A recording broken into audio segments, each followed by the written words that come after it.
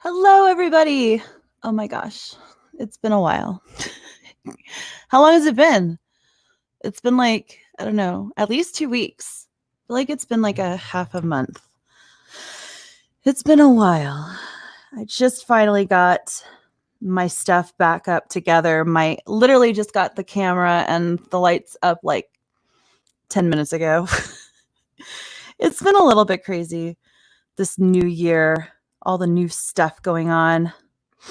How are you guys doing today? Let's see here. Who do we have in the chat tonight?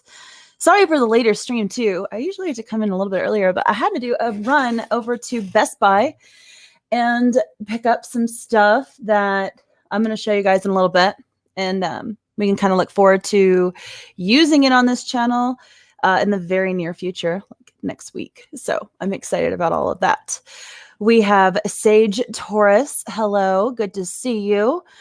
Who else? Canadian Highlander in the house. Hello.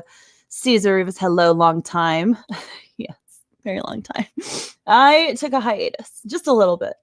Just a little bit. Yeah, you like that thumbnail? I randomly found that when I was looking for JJ Abrams, and he's totally like low-key flipping everybody off. Oops. Sorry about that.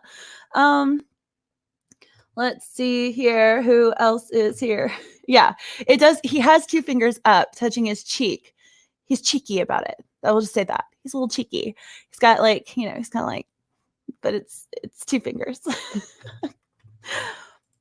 Yeah, sorry. I can't help myself sometimes. 16-bit mascot in the house. Looks like a radical hand signal. I think everything is these days. Every signal you do with your hands, someone's going to say in some culture that is inappropriate. I know you can't like do this in some, or this is no good. There's like a ton of them that mean like okay, but if you do it, you will get fired by someone somewhere probably. Oh, hi there, Robert. Good to see you. Glad you are here, Dr. Jagus. Dr. Jagus. Name so nice, you had to say it twice. Tech Guy is here too. Runner 5, hello. North American Ham Rammer. If anyone's looking for a sick, toss a coin to your Witcher. Look up Van. I love that song. I am definitely gonna look that up. Hold up. Let me write that down. I'm ready with notes to take if you guys give me interesting tidbits. Dan Bask. Coin to your Witcher. Yes, I want that song in every form. I love that song. It was so catchy. The guy that did the that he was like the lute player. He was so annoying, but like it was perfect still. It was like it was perfectly annoying. I think he played the role very well. But we'll talk about Witcher in a little bit too. Definitely want to talk about that. Salsa Shark. Late for her live stream, definitely. Yeah, I am like so slow to start up today. Just all the things I usually do right before a live stream. I'm usually really quick about it, but like getting it out on Twitter really fast and then messaging to certain people. We might have some people joining us in a little bit. Sending all that out like right before the live stream. It's making me go slower lately. I'm just like, I'm getting back into it though. It's like riding a bike, I swear. Who else? Runner 5, who's going to be your guest today, or is it just you? I don't know. It's going to be grab bag tonight. Like whatever happens. I'm down for it. I do have some items that we are going to discuss. But if people are interested in joining me, that I have already sent the link out to, there's a group of people that were interested in like collabing a little bit in the last couple days. So I've sent them out and a couple others, but honestly, it is really late. I mean, it's Saturday, but I don't know. There's still some people streaming, I think, too. So we'll see who hops on. We'll see. My green room is just me so far right now. And I love the pixelated Ryan avatar. It's beautiful. Just beautiful. Although it is missing the wonderful apron that he was wearing. I think it was last night. Yeah, that apron was pretty amazing. We've got Drunk in the house. Jay, how are you, darling? If you want to hop on, you have the link. So you just, you let me know. If you need me to send it to you on Twitter, let me know in the chat. But it is in the Facebook group text message. So Dutch Kitty, hello. How are you? Good to see you. Mark Lazarth, Brett Learmoth. I love singing Bard songs. Yes, me too. I love that. I love the just. It was so fun hearing that, and I love the randomness of he mentioned like the elf on the shelf too. That was so funny in the show. That show's really good, you guys. I really do like it. My God, everybody want to hop on? We'll see. Probably not. DF Fox, hello. How are you? Oh, we got our first super chat. Thank you for setting it off nice. I have to tell you guys, the super chats, we are going to talk about that so far, what I have gotten and what it is going to. I have it all here in front of me, and I want you to see what I have brought to this channel because of you guys. So thank you so much for supporting me. It comes right back to you. So I appreciate it very much. Boom Up CT for $4.99. You are a goddess. Love your streams and opinions. Well, thank you. You're so sweet for doing that. And thank you for starting off tonight with the beautiful super chat with that comment. Thank you. Trey Chester in the house. Trey's awesome. He emails me all sorts of fun stuff to dig into. Thank you. All right. Let's see here if I've got. All right. So it looks like Lethal is going to be hopping on here in a little bit too. So I am going to toss him the link. Let's see here. I'm going to send it to him via Twitter. Let's see here. Lethal Lightning. I want to talk to him about what he is in Australia, and I don't know if y'all know what's going on over there. There is some crazy stuff happening with the wildfires out there. I mean, it's insane. The pictures are awful. So I definitely want to just talk to him just for a moment about that and see what's going on with all that. Let's see. Hop in. And hop in if you need to hop in. Lethal. All right. Anyway, okay, so we're first going to talk about, let's see here. Oh, Candi greater than, KK the feminist. Oh, speaking of KK, you guys, I just started my very first little bit of merch.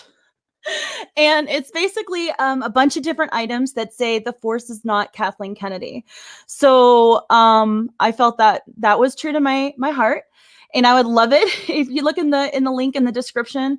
You should see the very first thing has my merch. I'm doing it through Tee Up first because it's super cheap there for you guys. I think right now all the stuff's like for 14, like the shirts are $14. So I don't get a whole lot of money from it, but I tried doing Teespring, okay? And listen to this.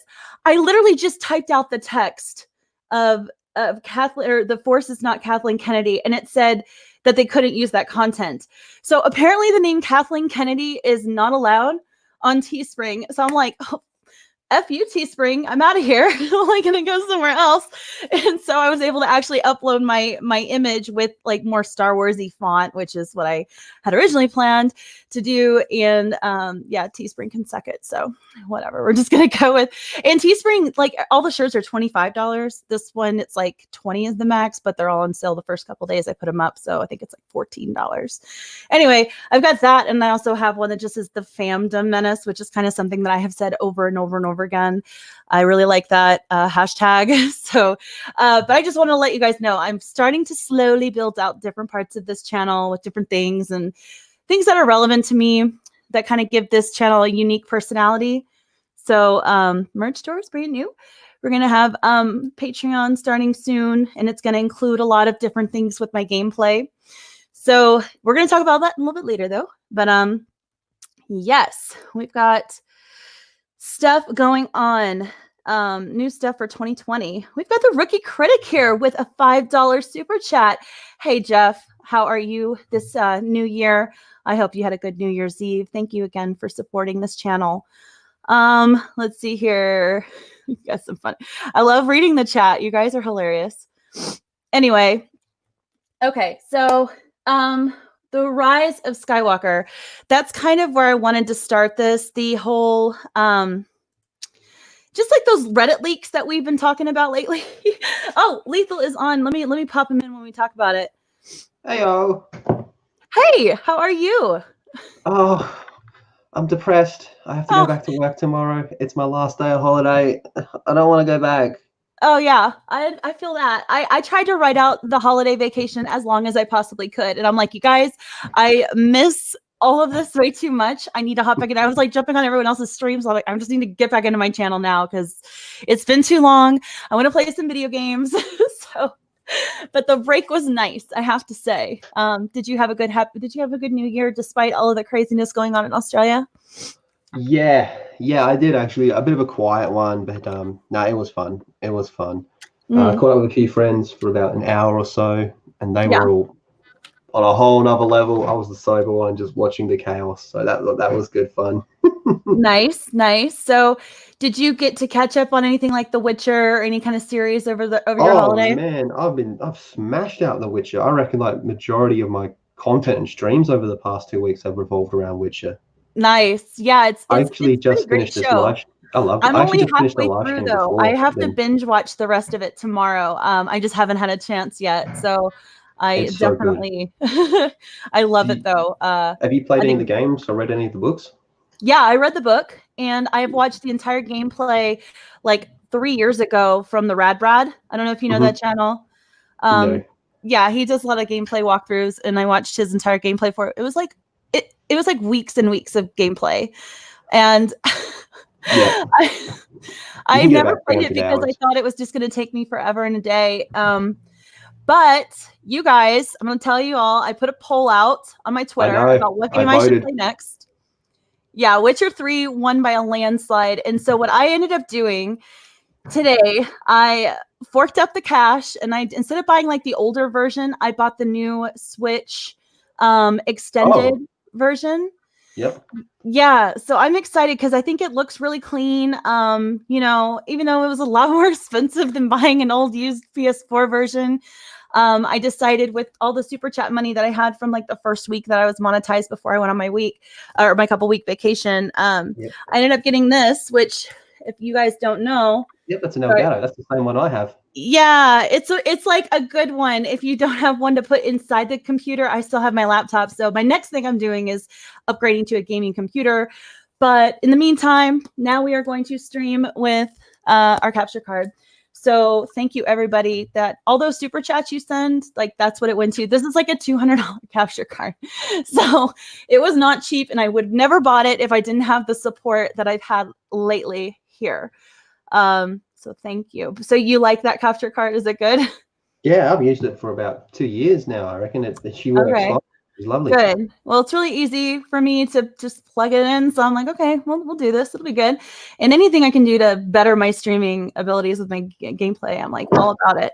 And for those of you asking in the chat, I did complete Fallen Order. I finished it last year. It feels weird saying that. The end of last year, I completed it and I like cried.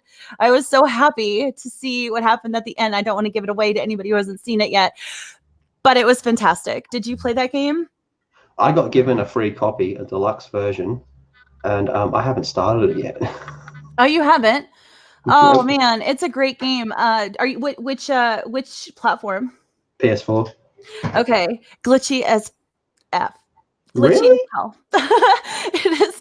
I mean, like I exploited so many glitches to my favor. Like I was able to do that, but there was a time when I literally had to end the live stream because it glitched out so hard I got stuck in a hallway that locked in on me.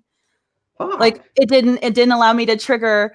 There's supposed to be a boss fight and you run by this console in a hallway on Kashyyyk and it's supposed to trigger the security droid to come out and it never did it. And I tried running back and forth in the hallway and it would freeze right when it was supposed to trigger. And I was like, no, there's just had 3 hours of gameplay and I was ready to just let loose all of the wikis. But it was a massive fail. So thank you, EA, for, again, giving us a game that probably should have stayed in the oven just a little bit longer to be well done. So, Has there been yeah. a patch for it yet? Huh? Has there been any patches? There has been. And there was like one really good one, I think. I don't know what all it fixed, to be honest. My glitches mostly were exploiting things like pulling enemies to cliffs or edges of things on the maps it would make them stuck. They would jump into water and die right away, which was handy to kill spiders. I hate spiders, so I was always trying to be I was always trying to find creative ways to kill the spiders. And then disappearing stormtroopers were really weird. And then sometimes the ragdoll, like the ragdoll death kind of things, like how things would fall and die, was also funky. But that's minor.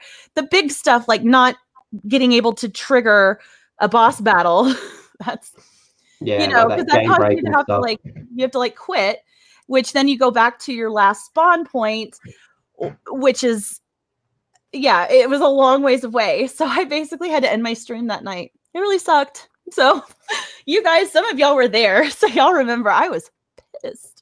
I bet.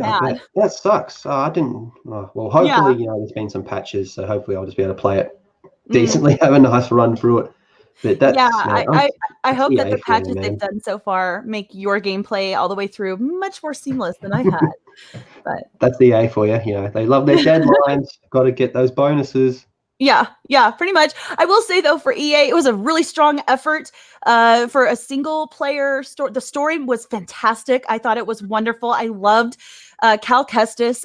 Cameron Monaghan was a wonderful actor choice. Having a ginger for a Jedi, hey, we haven't seen that in a while, other than what we've seen in the books, but that's about it.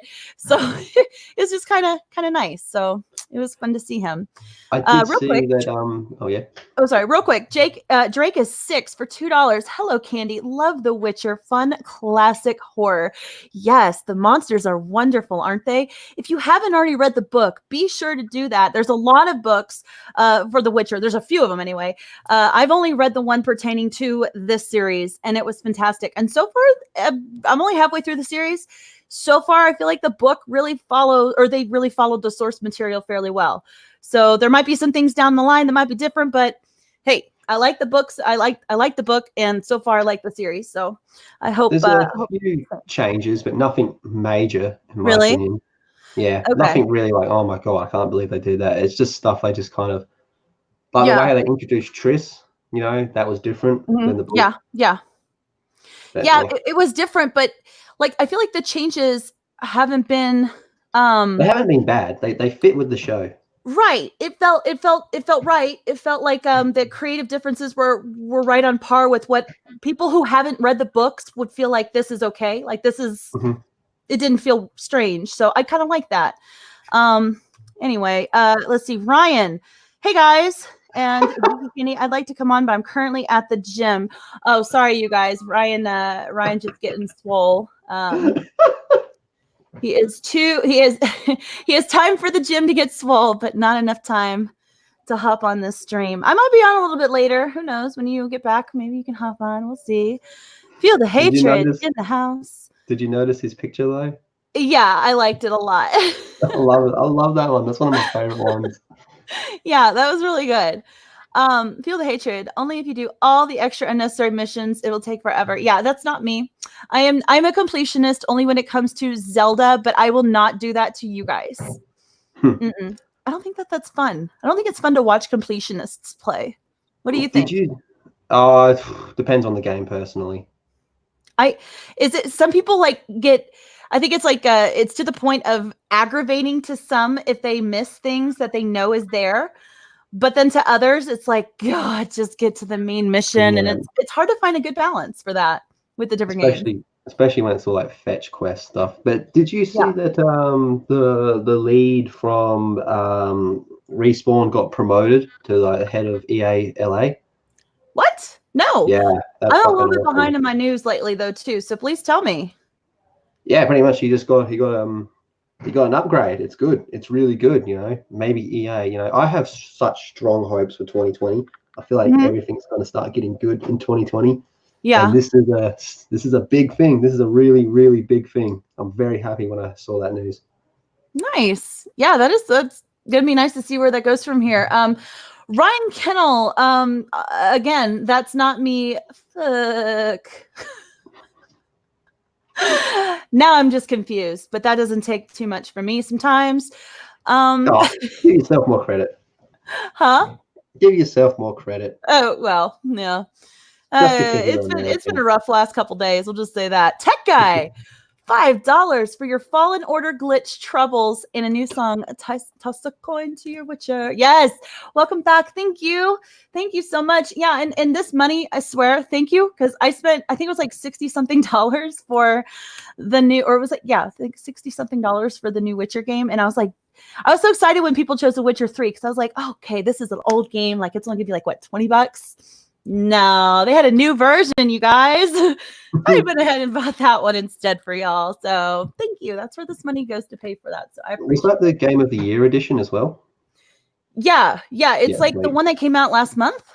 It was like Yeah. last month or the month before. Yep. Sweet. It has all the DLC, I think, too, which is what I would. wanted. I wanted to have all that new stuff in there if I could get it. I think it's just a few more quests and maybe a couple new maps. I don't know. Oh man, I haven't played it, but I've watched it, and I know people that have played it. Blood and Wine is essentially a whole new game. Oh yeah.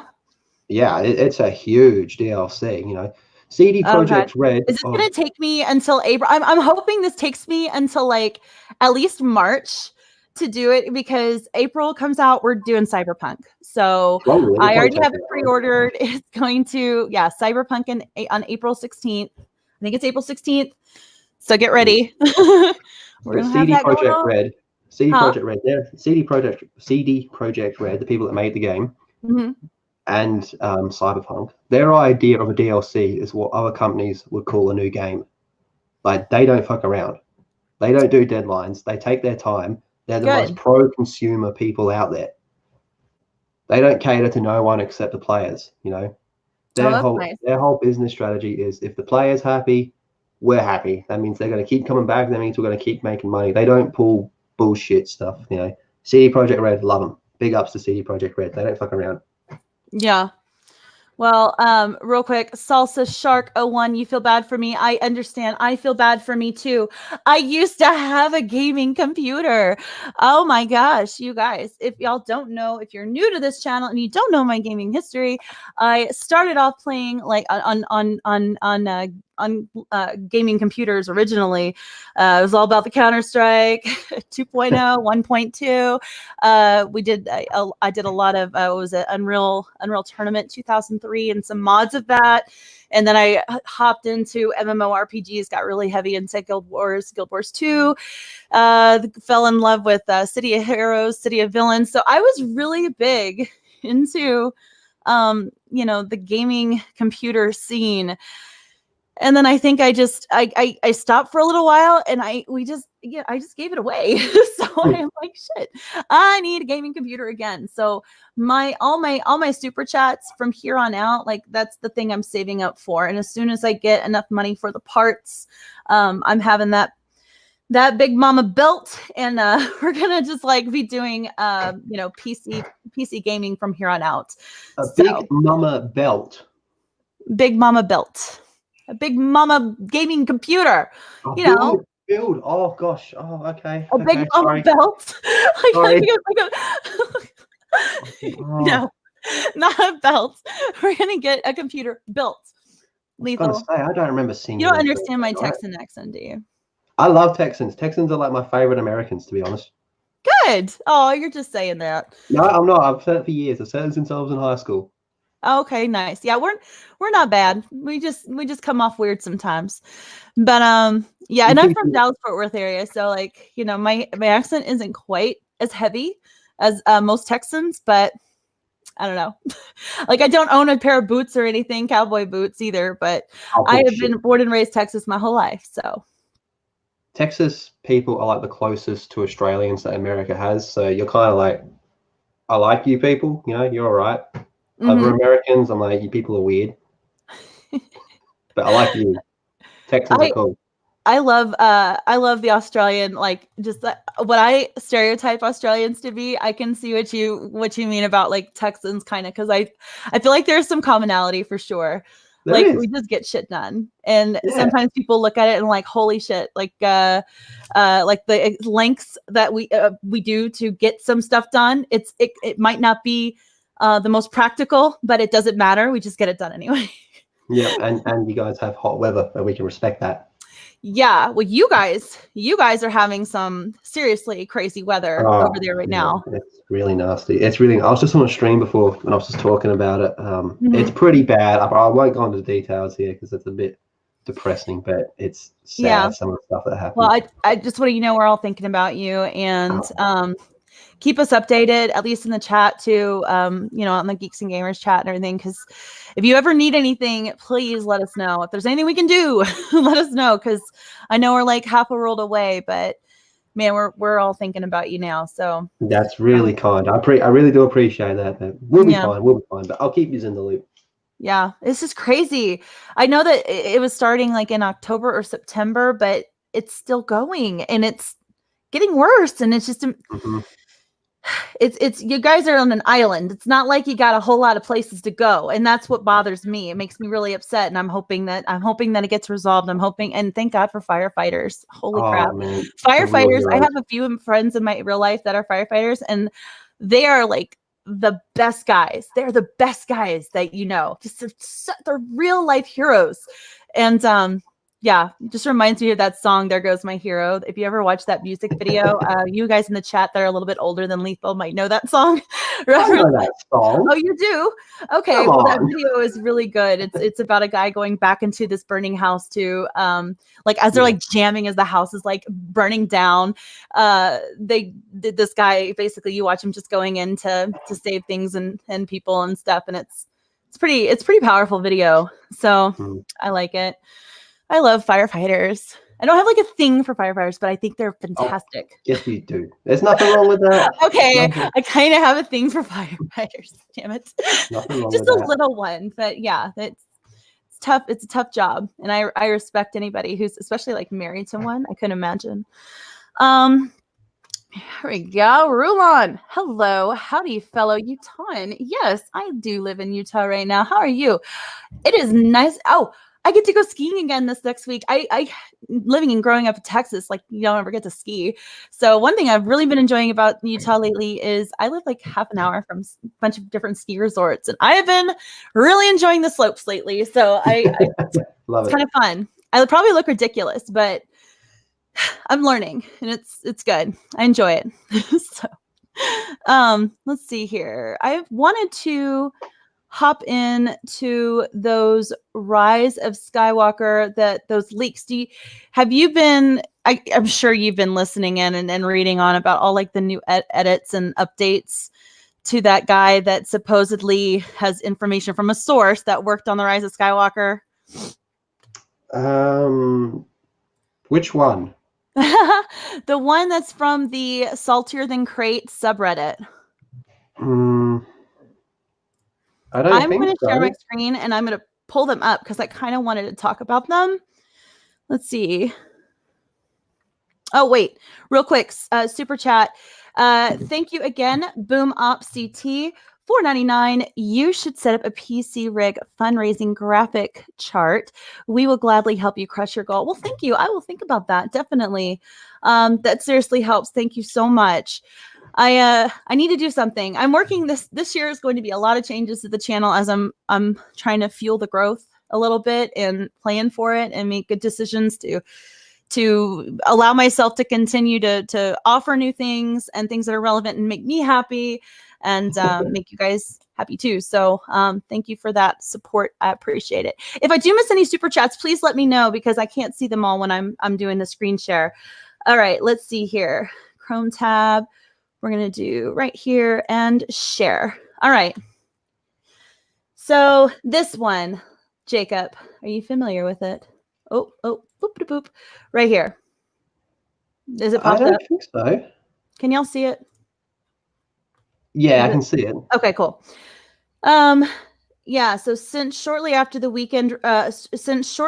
release weekend, I've been corresponding with someone who worked closely on the production of the Rise of Skywalker. So originally, these leaks, I don't even know if you want to call them leaks, but I feel like it's like from an obvious JJ bias kind of person.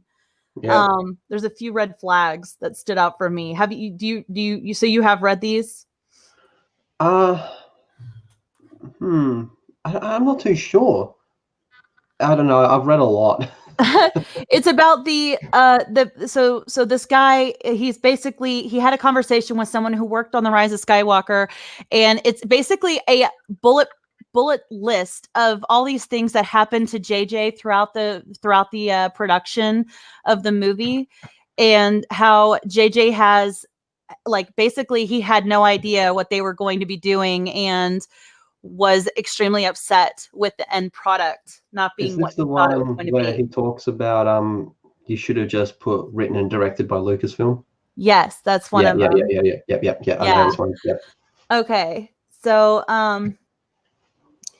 this guy, so just to cover a few of these, for those of you who have not seen this at all, I'm just going to cover a few of them that I thought were interesting. So this first one was interesting to me because those of us who knew about the Jedi Praxis leaks, I went over those on a live stream. That was my last big live stream that I did before I went on my hiatus, and I was so upset.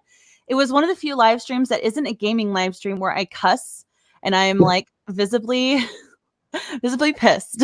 So yeah, it made me really angry. So when I saw this, they said the leakers for The Rise of Skywalker had an agenda and are tied to Disney directly. My source confessed that they have an agenda as well, in that they struggle with ignoring what's been happening to someone who they think doesn't deserve it. So now I'm wondering if those Jedi Praxis leaks were done on purpose by Disney, which would be really weird. I'm not a conspiracy theorist at heart, but what do you think about that one? Well, I mean, look, some of it I find hard to believe, but I'm a release the Snyder Cut guy. I've been part of that movement for 2 years, so Yeah. I know, like, I don't put anything past, like, when you look at what happened with that particular movie, nothing seems as bad as that, in my opinion. So I can believe this, but some of it I think is a bit exaggerated. Yeah. Yeah, I do too. There's a few things that he says in here that are definite red flags to me. Like he's just setting it up here. JJ's always treated everyone on and off set with respect. So my source's agenda is that what Disney has done to JJ and how much they screwed him over should be something people are at least aware of, whether you like him as a filmmaker or not. I love how they put in this, whether you like him as a filmmaker or not, JJ's a person too. And I just, there's so much bad robot stuff that's just awful. It's like, I don't care. Like, there's a lot of choices he makes that still, I feel like even if he has a cut that is not what we are going to ever see, I feel like it's not going to be anything people are going to rave about anyway. You know what I mean? Yeah, I get that. But again, coming from a Snyder Cut fan, Yeah. I believe that people, especially directors, should have artistic control. And, you know, I hate movies that are made by committees. And honestly, this movie seems like it's a committee movie. And Oh, I don't absolutely. like JJ. I do not like JJ's movies, but any director deserves to tell their story. Even Ryan Johnson deserves to tell his story, even though it was shit. He still deserves to tell it. So I hate the idea of corporations coming in and mixing and matching and changing things up because, you know, they want it to release it in China or whatever. Like, I'm totally against that crap. Right. I haven't even seen this movie. I got no care either way, like, from actually watching it, but I still think he deserves to have his movie.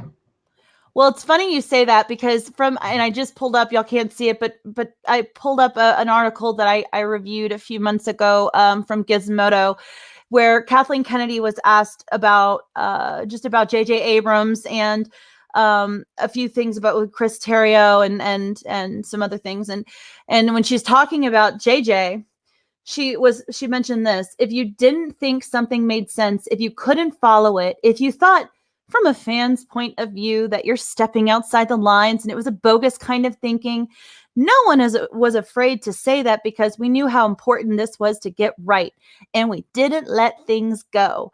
So that was, I think Kennedy had a heavy hand in this, and she continues and says, if we started to head down a path and we would read the pages and we would talk to one another, and if we didn't have the real sense of point of view, strong, solid point of view, then we would push JJ. I'm sure he would say that we all pushed him a lot and that we weren't afraid. Yeah, see, that sucks, but at the same time, you know, they are his boss. You know, he answers to them. So Yeah. I guess he kind of has to toe the line to some extent. But man, what's the point of bringing him on then? You know, if you're just gonna, because this says that if you're gonna bring him, excuse me, this says that he came on because he was told he would have more control, and that just ended up being bullshit, according to this. But you know, it is his boss. He has to do as he's told ultimately. But that's what happens when you make a movie. I mean, he by signed committee. on to this knowing that was the treatment he had. This was from, she was talking about having done this from The Force Awakens. So when he had this opportunity to come back, he knew what he was getting into. And for him to be like bewildered by what they did to his cut or to his I guess his movie, his production, I feel like that's weird to me because he, again, has dealt with these people already. You know, I feel like they probably had a heavy hand in, you know, both movies prior. Maybe I'm wrong with that. Perhaps I'm not. Maybe she let up with Rian Johnson because they're like pals or whatever. I don't know. What do you think? Ultimately, I don't feel bad for him. He got how much millions of dollars did he get to do this? I mean, it hasn't been stated yet. I don't know if we'll ever know. I think Odin will probably, if he ever figures it out, he will probably make a video about it. And like, to me, like when we went through this on GNG, like the whole time I was thinking, this is very Snyder-esque. This is how movement started. But when you put the two next to each other, this is just nowhere near as bad. But like I said, he deserves to have his movie. You know, he came on for artistic. Hail Zizor, man. Fucking hail to that, brother, man. You're talking to the right person with that. I know. That's why I put it up there. Geez, I'm sure he's happy here on the stream. Yeah. He's probably looking at my picture being like, hell yeah. But, you know, like, it's you got to find the balance. It's not, he does have to do as he's told. I mean, personally, I think they were screwed the second they walked in to do this movie. They were screwed from day one. But constant corporate meddling, it's like you're doomed. You're doomed from day one if that's the route you're going to take. Yeah, I agree. I hate seeing so much control given from so many people. It just muddies the entire creative process when you have too many cooks in the kitchen. I feel like you need to have I mean, it's good to have a lot of directions you can go with things. It's good to have a good variety of writers and creators, but when it comes down to production and you've already got your plot lines in place and the majority of your storyline in place, there should be respect to that. And it's unfortunate that, I mean, I was reading articles, and again, I'm a little bit behind on some of the news, but something about Kathleen Kennedy being the reason why Palpatine came back and stuff like that. I don't know if that was I don't think that was the original plan. And it certainly didn't feel that way. Plan? What plan? Yeah, right. Right. I mean, she and Michelle Rejwan are making the whole marketing, promo tours, talking about how it was in the DNA of all 9 movies that he was going to be there. It was in the DNA, they kept saying, and it's just like, okay, yeah. We have discussions from Ian McDermott and George Lucas back in 2013, getting concrete, absolute finality regarding his death. George saying absolutely he is dead. I mean, I don't know. I feel like KK's got to go. That's all I can say nicely. She's got to get the hell out of there. Because it's just not working. The whole thing's just a gigantic mess. I mean, once you start going down the rabbit hole, it's just more questions. It's like, how did this happen? How did that happen? And then you're just there looking at it going, wow, what a pile of crap. It's like, it's just insane. Like, don't get me wrong, there's quite a lot of Disney Star Wars I do like, and I did keep up with it very heavily when it first started. It got to post Last Jedi is when I threw in the towel. And I still haven't seen this movie. I haven't seen Mandalorian. I'm pretty over it. But I read the new comic book that came out. I thought it was decent. But for me, I feel the best way forward is you kind of got to put up what's good, and I believe what's good is EU, because this is just a mess. Yeah, I agree, and I just I didn't, after I saw the movie, and I didn't pay money to see the movie. For those of you curious, I had a very interesting link that gave me instant access to the movie. It was very interesting. It had some things popping up here and there with advertisements that blocked some of the really weird scenes in the movie. So maybe I missed some things that were really important for me to get a better perspective of my opinion for this movie. But overall, I think it was pretty awful for me to watch. I was very upset, and that's one of the reasons I hadn't on my channel even given any kind of review of the movie after doing my big live stream the night before the movie came out, because I was so upset. I was so upset. I think I had a moment of depression that kind of hit me again. I thought I was numb to it, and then I got angry. And then after I kind of became numb again at the end of the year, I saw these leaks come out where J.J. Abrams is trying to save face. I feel like putting this out there. I think he is putting this out there through somebody else. And it pissed me off again, basically. So I was like, okay, I am not able to just let this slide in 2020. I was hoping 2020 would be a Rise of Skywalker free year for me. But here we are starting strong in January with my very first live stream back, just talking about it. So I get that. But yeah. I made the decision in 2018. In 2018, I made the decision that I'm not touching this with a 10-foot pole. And I've maintained that. Sticking to your guns. I wanted to. This is part of my therapy of getting through it, just seeing other people talking about it and feeling sort of similar, or trying to explain to me what I am not seeing, which I do appreciate. I totally get that. I totally get that. I went through the same thing just earlier on when they threw out the expanded universe. I went through the motions that you're doing now. Like, for me, it was all like that. I went through anger. Like, I got to a stage where I can't even fucking look at the word Star Wars because it was just making me furious. Based on everything that happened. So I guess I kind of, did my whole process, and and now I can just look at it and be like, yep, whatever, I don't care. Acceptance is the last one. I thought I had reached it. I swear to goodness, Jacob, I was like, I was just, I couldn't care less. After the final trailer came out, it was still like, meh. Like John Williams' music was kind of making me feel the itch just a little bit, but overall, I was like, I didn't even watch the trailer. It was, it was just, it's just unfortunate. But anyway, I want to cover. Oh, by the way, Tom, I sent you the link in your Twitter, so feel free and join if you'd like to. Twitter. Huh? What? Twitter. Yeah. Well, Tom, he is my boomer palps. We're memeing, we're hashtagging Boomer Palpatine because it's got some great context with that movie, what happened with him. Basically, Boomer Palpatine's like, kill me and I will win, I will defeat you, and then she essentially kills him, and poor Boomer Palpatine, I guess he just forgot. Oops.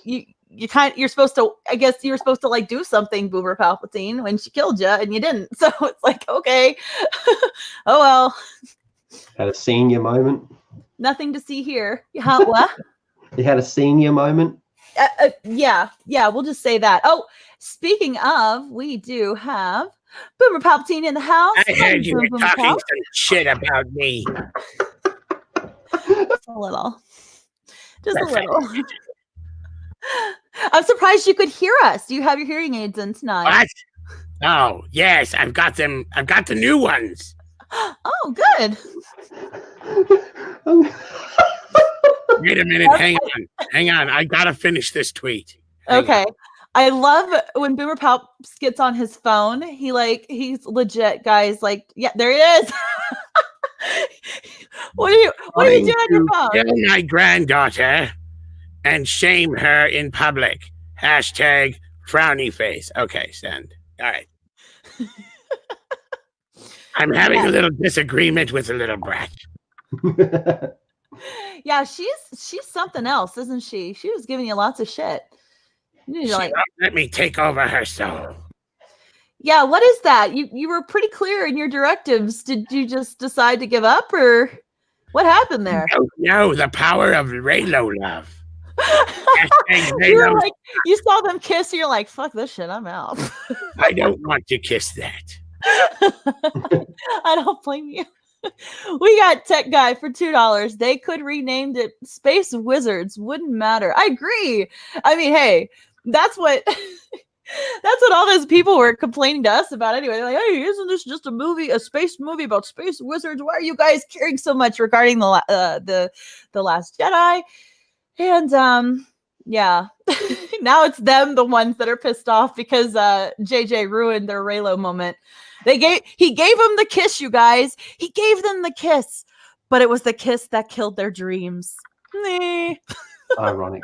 You know what? I've watched The Kiss, and I think Adam Driver acts it pretty well, to be honest. I think he is a good actor. He was my biggest positive about all of this. I thought he would do great. He bounced. I know you didn't see the movie, but he bounced back between Ben and Kylo Ren very well. Visibly, you could tell the difference in his facial expressions and the way he acted.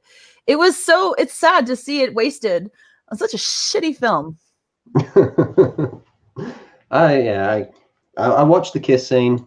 I thought he was good. Her, I thought I don't know, to me, like, it kind of seemed like she didn't want to do it. Oh. Like, ew, you know, I don't want to do this. Do you want to get paid or not? Like, she just looked like she's got like that. What is it? That one actress that was on Twilight. Kristen Stewart.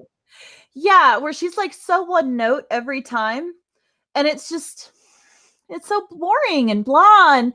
And you can understand why they needed to keep a helmet on Kerry Russell's, on her character, because I feel like she would have outshone her like immediately. They had to put, Rose Tico in a potato sack because she would have outshone her like immediately.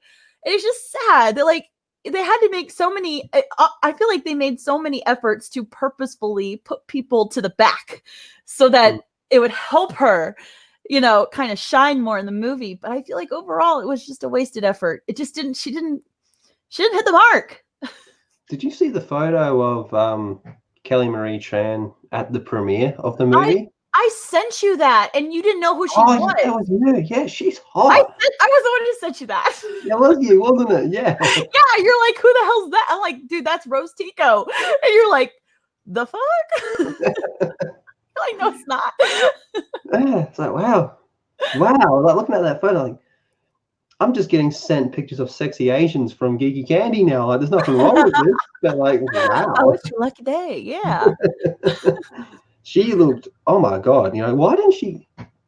She's a great looking girl, I would love to. I don't mean this in like a toxic male way, but it's don't okay. you think in the movie, if they kind of, let her look hot, it kind of would have gone and helped her a little bit, because she is actually hot in real life.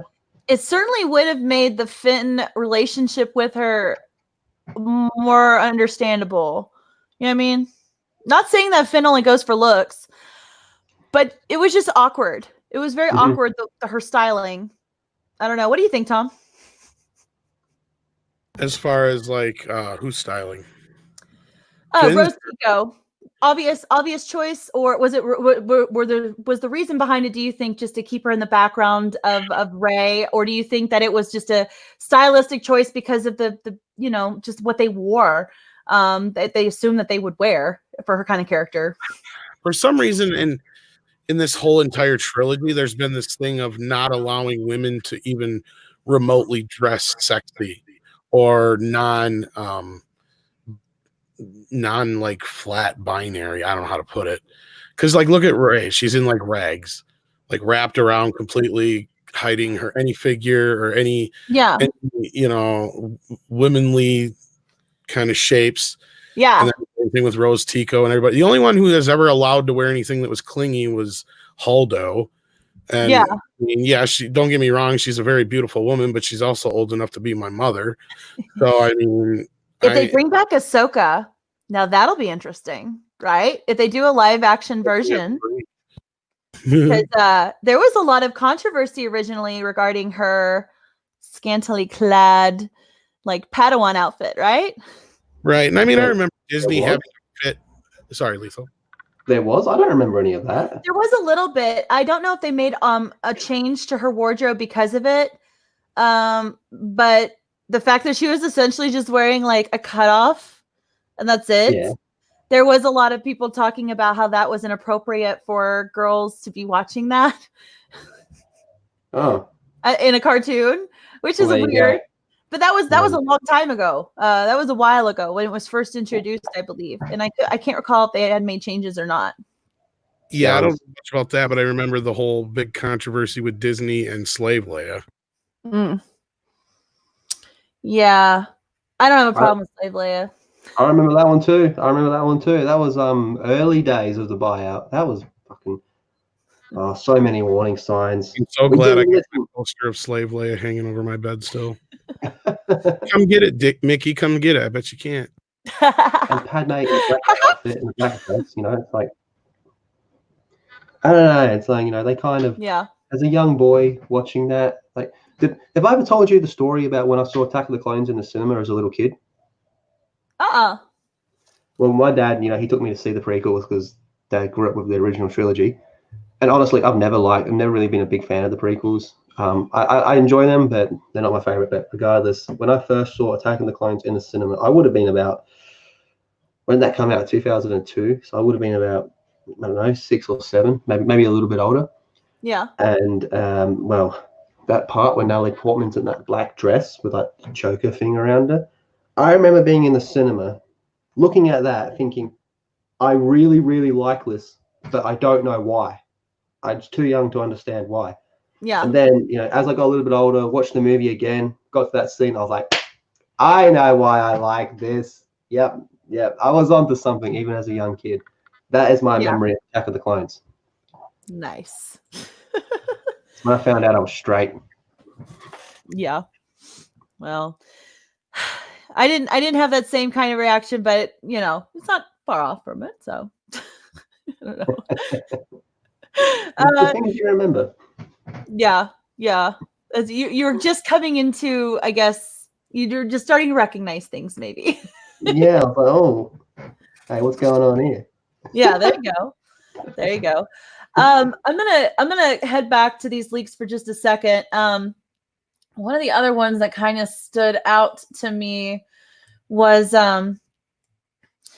basically JJ saying, my source mentioned this shortly after the premiere. The Rise of Skywalker we saw last night was not the Rise of Skywalker we thought we worked on, and that a couple other things too. Tom, real quick, I wanted your take on this. You put out a video, and I am so sorry I haven't seen it yet. It's on my playlist. Regarding these leaks, right? Yeah, we did. Well, we did one straight one on After Dark where Rob just went through the leaks.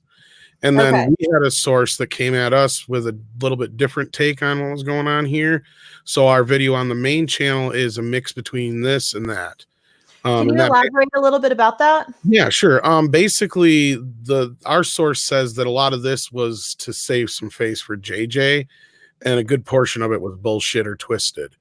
Now, the parts of their bullshit are pretty easy to pinpoint, because anything that's there to make JJ look like the complete saint and somebody else at fault is just to make JJ look good. But other than that, they didn't really deny any of the grand scope of what's here. They just said that this is obvious, but if anything, it kind of adds some credibility to it to say, yeah, it's kind of real, but it's also biased towards JJ. Take it for what you will. Meaning, I think we can kind of wipe away a little bit of the rose tint and start to see through. Because I mean, there's certain ones here, like JJ was upset about some music in the scene with Kylo. Who gives a shit? Right. I mean, yeah, I get it. It's John Williams music. Everybody loves it.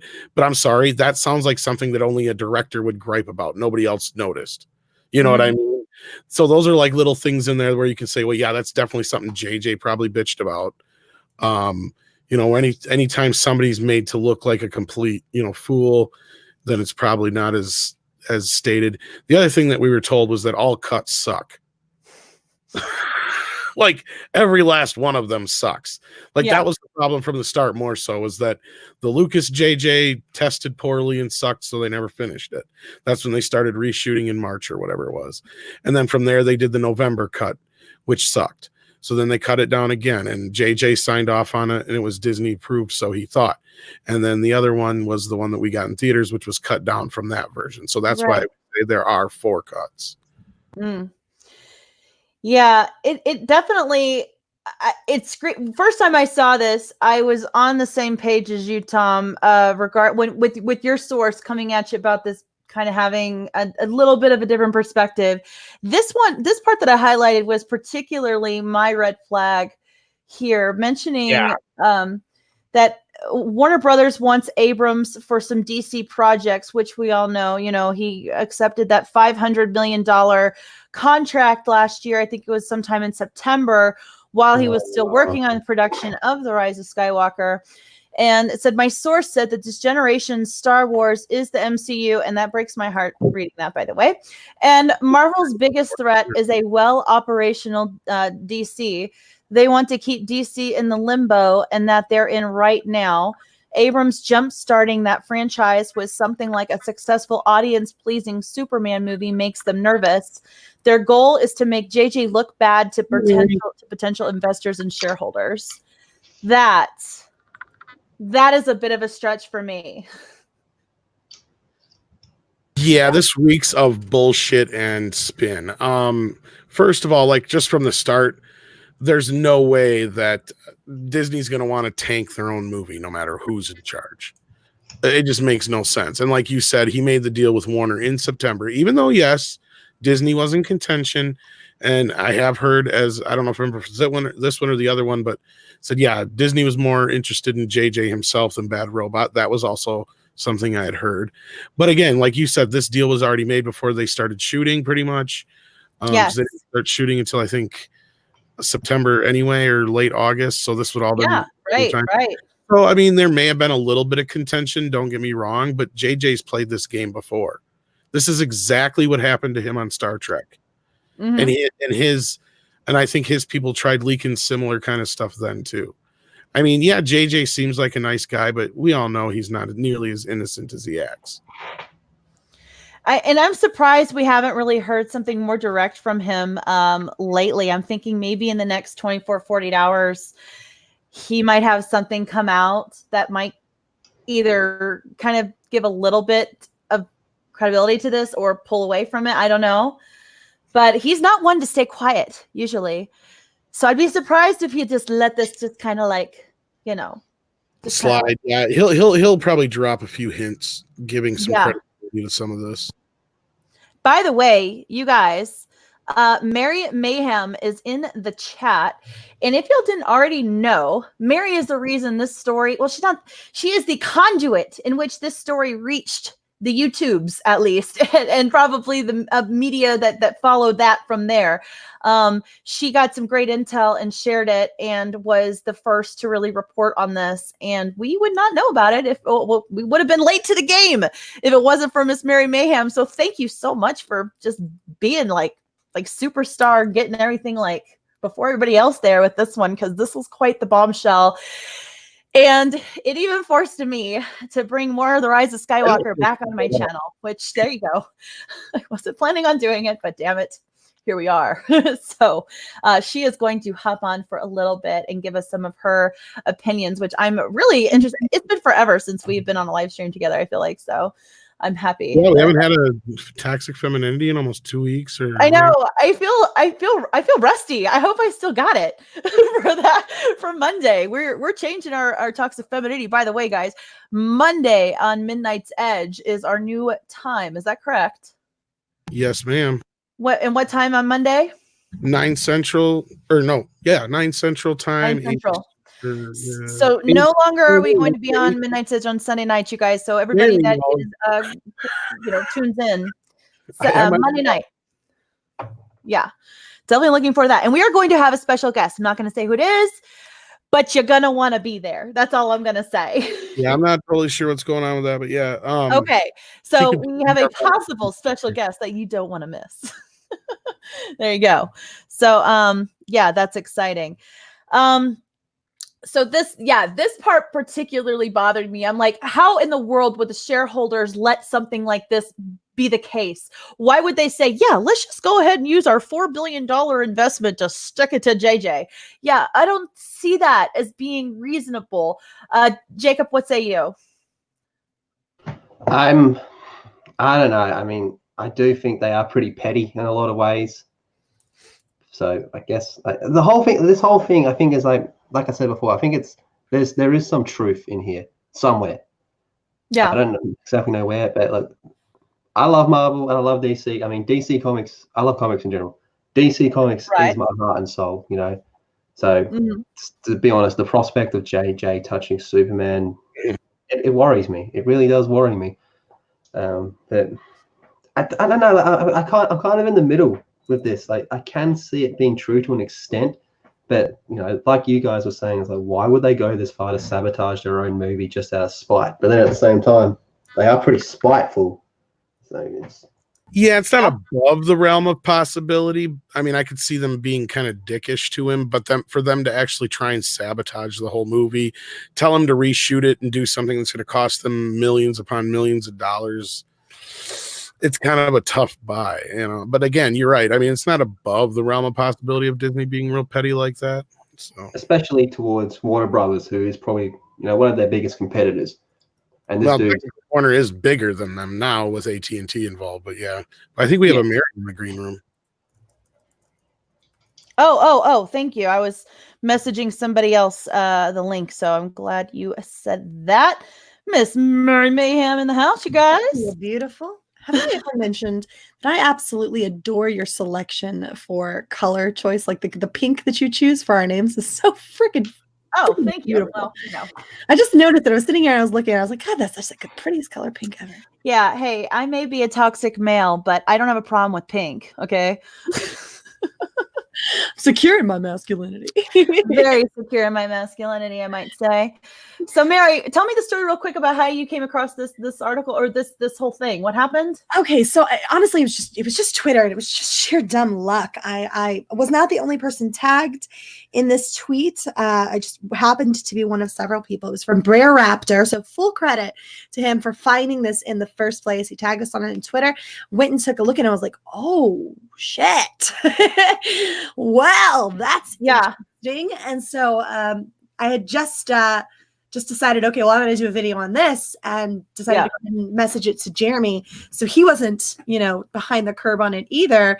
And then literally, but full credit to Lethal too, because he was like, literally, I think you guys were on that stream, right? He put it into the group chat, I think like 5 minutes after I sent it to Jeremy. So not enough credit is being given to Lethal here for being just as on the ball as I was. Thank you, Lethal. Australians don't get credit. We just exist to be internet jokes.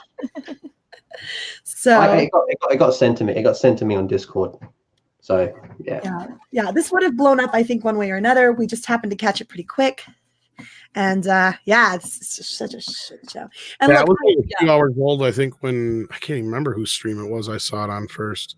Mary, you were on there though, and you ended up sharing. Was it Geeks and Gamers? Yeah, it was Geeks and Gamers. So Jeremy went live, and I was still uploading a video, so I was pixelated as hell. So I had to be off camera at the time, and I hopped on just as soon as I could, and we just kind of went to work and started breaking this thing down for everybody. And the thing about this is, look, I buy it. Look, the agenda, the person is making their agenda at least relatively clear here.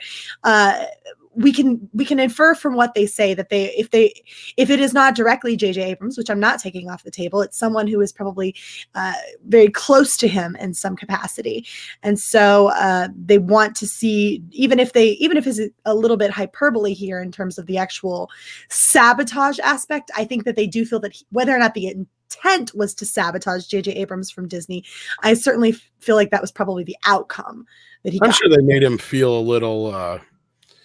I don't want to say the word guilty, but they probably did let it be known they weren't too happy that he was moving on to Warner Brothers. And again, though, this is only really relevant if you believe the whole dressing down of Kathleen Kennedy and JJ was supposed to take over Lucasfilm and he said no and all this kind of crap. So yeah, it's a bit of a stretch, but it could be could be true.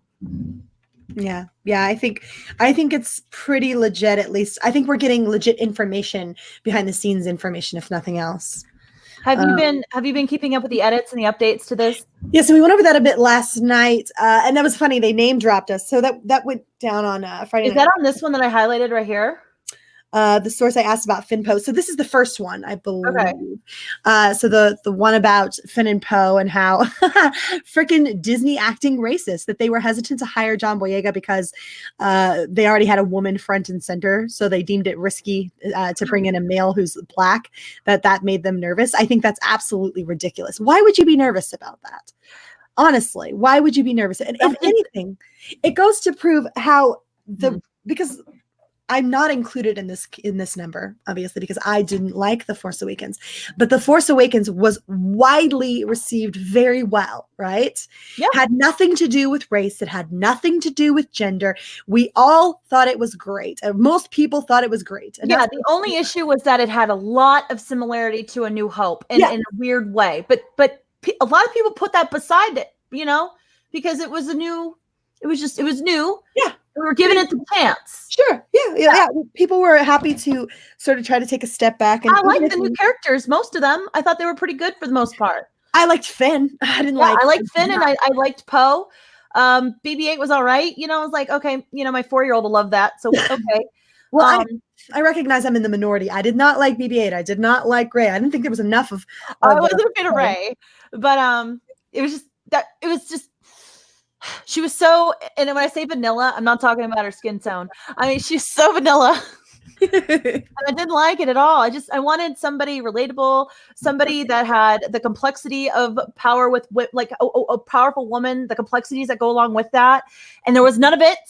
I don't want to go into the whole Mary Sue thing because we all know where we all stand on where she was on that spectrum of Mary Sue-ness. Rey is not a Mary Sue. I found the perfect argument. Rey is not a Mary Sue. In order to be a Mary Sue, you have to be a character. Technically, Rey is not a character. God damn it. He'll be here all week. I love it. No, Yeah.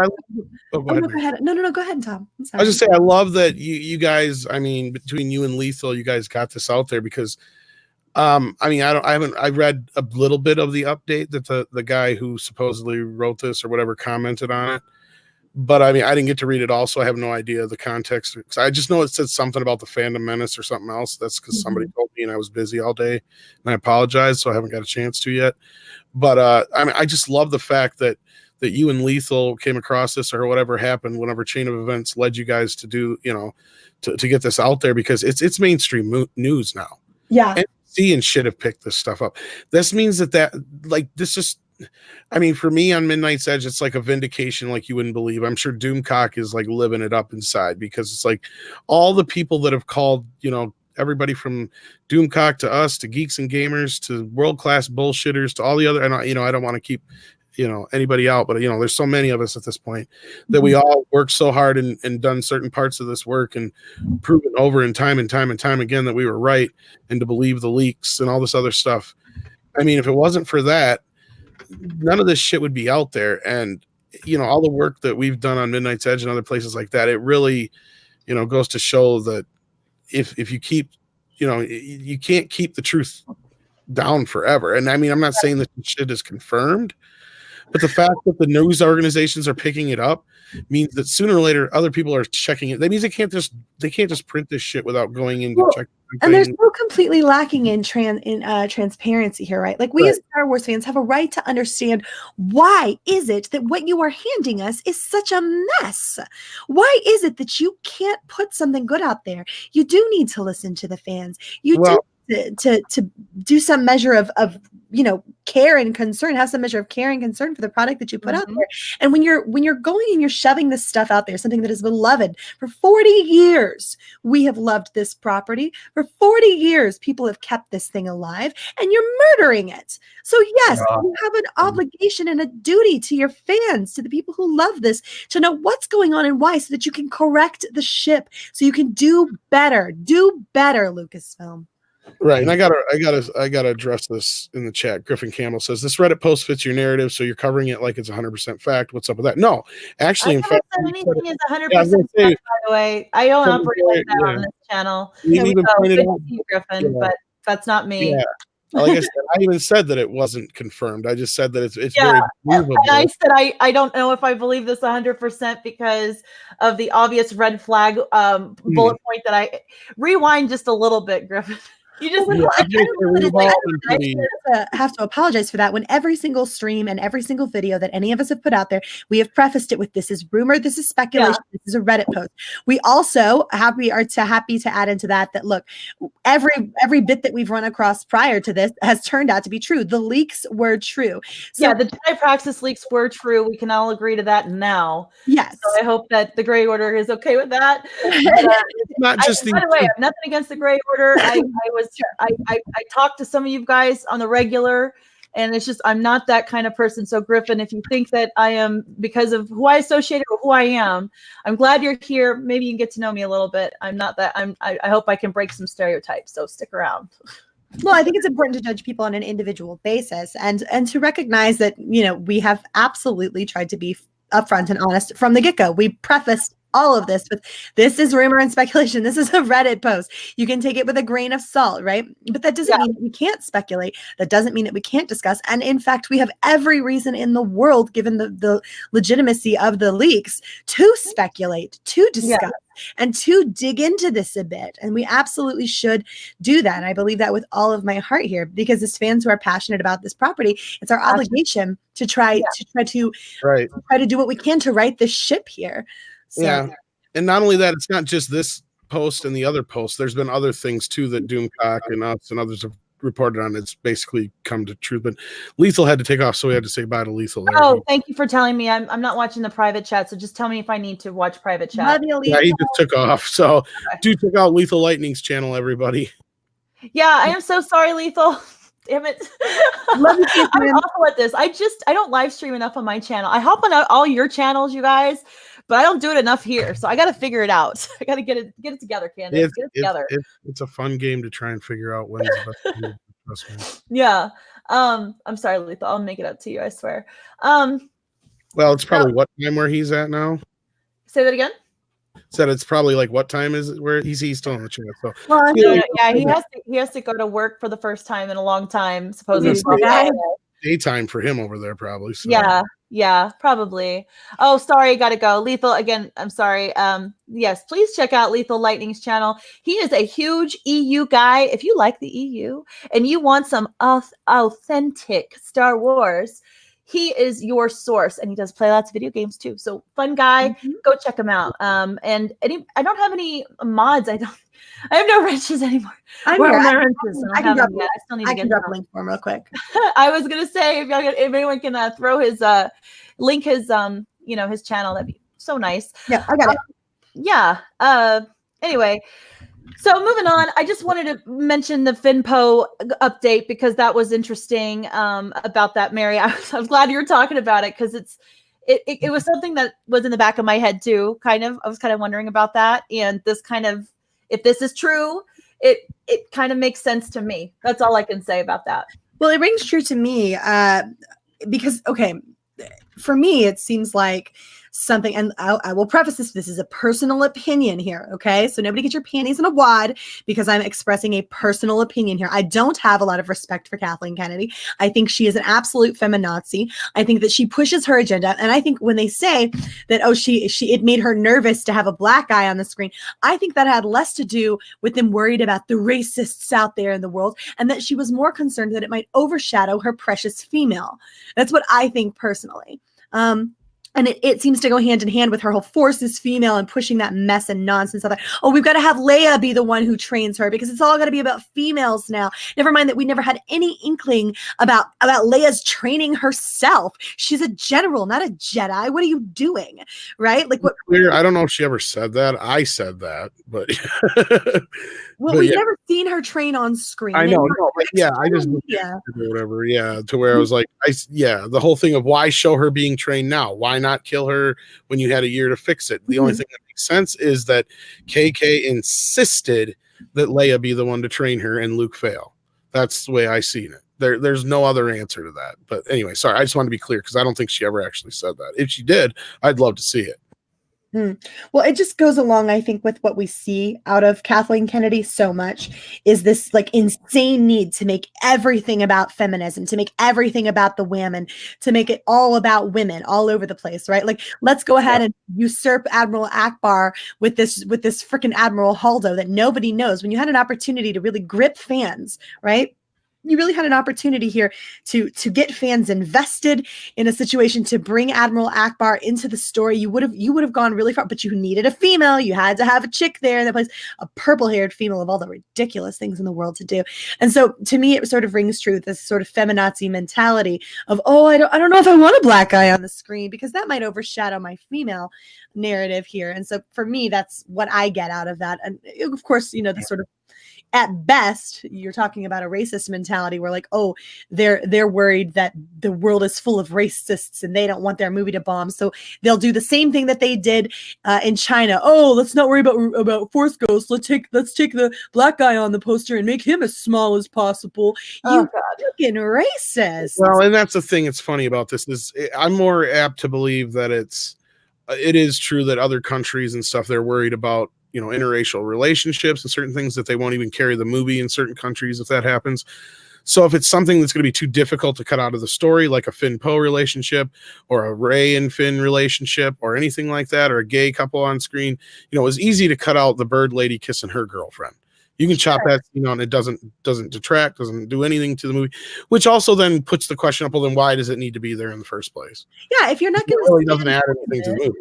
If you're not going to stand behind it, if you're not going to put your money where your mouth is, don't get up on that podium in the first place. Get off your soapbox and stop acting like it's about anything other than capitalism. If you're not going to follow through here, look, I get it. If you're concerned, then fine, be concerned and work towards a world that does better. But stop kowtowing to people just because of money. Don't pretend to be something that you're not. That's what frustrates me here. Would I like to see some good LGBTQ representation up on the screen? Sure, I would. That would be fine, but I want you to do it well. I want it to make sense within the confines of the story. That's certainly not going to upset me at all. But if you're going to do it, do it. Don't placate to me. Don't queer bait me. And don't make me feel like you're using me so you can get my butt in the seat, so you can get my money out of my pocket, because you can ride off that. Not only that, there's a time and place for it. People don't go to see a Star Wars movie because they know it's going to have some kind of gay. Hopefully that never changes with any Disney film. You know what I mean? Admiral Pink. You know what I'm saying? Like, I hope that doesn't with a Disney film. Like, if they're making that the point to come to the theater. Mm-hmm. I'm hoping that that's not an incentive for people to be there. You know what I mean? I feel like just having good family stories or good stories that are to the franchise, building the franchise, that should be the immediate concern. That should be what puts people's butts in the seats. And just having like little things like that organically come out of it or something that feels natural from it. I'm all down with that, but feeling forced, having it forced. Or put in a way that makes it easy to remove in other markets too. That is obvious. Like it's just gross. It's pandering and it's insincere at best. Right. And it's like I've said for the longest time when it comes to the Ghostbusters thing, when it comes to Star Trek, when it comes to this, when it comes to any franchise where they've tried to push some other agenda other than it should just be a good whatever it is it's supposed to be. Mm-hmm. And that is whatever happened to, first of all, just making a show that appeals to everybody and you get to relate to the character, and it doesn't matter if you're the same color, race, shape, whatever, even, if it's an alien, as long as it's a relatable character. Look at Short Circuit. We love Johnny Five. He's a fucking robot. Mm-hmm. Yeah. He's a puppet. He's not even real. Why does that work? Because they make it work. We relate to him, even though there's nothing about him other than he's alive for us to relate to, but that we cling on to. That's all we need. Mm-hmm. We don't need to be represented on screen. And all this representation, all it's doing to me is reminding me of the old days with the circus freaks, where they would parade people out on stage and say, look at the fat bearded lady, look at the chicken kid, look at the Siamese twins. It's the same thing when they say, look, we got a gay character on our show. Look, we've got black representation. We got a black female leading the show. All this kind of, it's like, okay, instead of just worrying about grandstanding on these, these things that you think you have makes your show better. Why don't you just make a good show in the first place, and then it wouldn't matter, Right. You know, it shouldn't matter if you have a gay couple in the show if the show is good. But there's also a line. Well, like I said, nobody goes to see Star Wars to see somebody's political agenda. Nobody goes to see Star Wars to see gay characters. It was just like when they were trying to make the whole thing with Bert and Ernie should be gay and trying to push gay characters and all this kind of stuff on Sesame Street. I get it to a point as far as, you know, somebody having two dads, but you don't need to get Bert and Ernie together. There is nothing in that why can't we just have the bromance that's existed for so long? Exactly. If anything, I would see gay what's people wrong with going, guys being close friends too? I was just going to say that. If anything, gay people should be stepping out and saying, now, wait a minute, that's a fucking stereotype. Just because they get together, they're gay. Write them that way from the beginning, instead of appropriating characters that already exist in a world as they are. Instead of appropriating these characters, give us something that belongs that way from get-go, that absolutely makes sense and is written that way. Instead of taking a character that works and is beloved in the way that it is known and using it to push propaganda and then making us feel bad when we reject it because that's not the character. How dare you? How dare you get upset at people for loving what they love? How dare you get upset at people for loving a character as it exists and not wanting it freaking manipulated and distorted beyond all recognition? What's wrong with you? And not only that, they used to write gay characters better. I'm going to bring up an example real quick. You ever seen the movie Home for the Holidays with Bonnie Hunt and Robert Downey Jr.? Yes. No. That movie came out almost 20 years ago. Mm-hmm. Robert Downey Jr.'s character is gay in the film. It plays a big role in the movie, but he's not prancing around like a fairy. Yeah. He's not acting like he's totally gay. It's part of the story naturally. It doesn't even come up until a little bit later where you realize, oh shit, he's gay. Okay. Right. And you're like, because it just kind of like plays into they don't like flash it right away. It comes at a point in the story where finally Bonnie turns to him and goes, "Where's your boyfriend?" And yeah. He's home. We're fine. Why are you worried about it? Or when it actually has something to do with the story, like in Philadelphia. That movie is loved. That movie is so well loved by people. Philadelphia is honestly I really think it's one of the best movies ever. And it works within the confines of the story to the character, right? It's a legitimately great film, and it tugs on your heartstrings, and it works to the character. Why? It has something to do with the damn plot. People, it actually has something to do with what we're looking at on screen. Right. It's not there. What just a concept! What a concept! Right. Well, I mean, like I say, even like the you should see that movie, Mary. It's actually a pretty funny movie. It's heartwarming, funny, and poignant. But anyway, it's funny how they play the character in there, because the fact that he's gay, it's a joke that they keep asking where his boyfriend is. Her mom asks him, Bonnie asks him, and then you finally find out near the end that the dad is just totally oblivious to the fact that he's gay.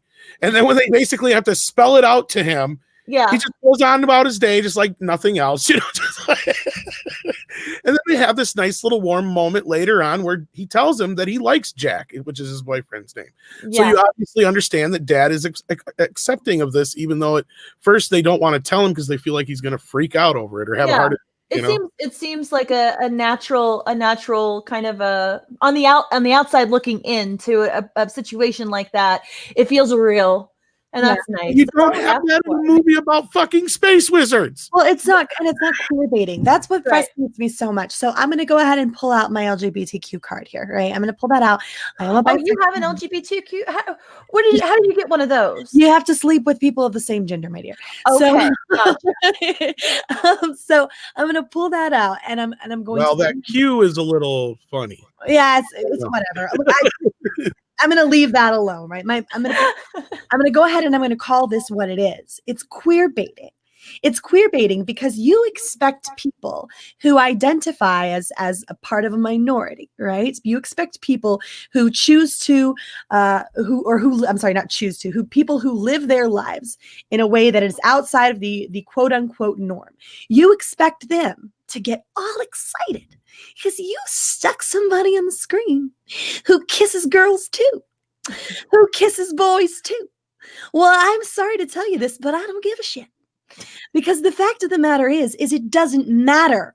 It doesn't matter when it doesn't have anything to do with the damn story. That's called queer baiting, and it means you think I'm stupid, and I'm not. So thank you, but no thank you. I don't care if you leave it in or take it out. It makes no difference to me. It certainly is not a problem to me for it to be in there, except that you only put it in there so I would put my butt in the seat, and then you took it out when you thought it would make someone not put their butt in the seat, and that's hypocrisy, and it pisses me off. How dare you queer bait me because you think I'm stupid? No, I'm not stupid, and it is legitimately offensive. So thank you, but no thank you.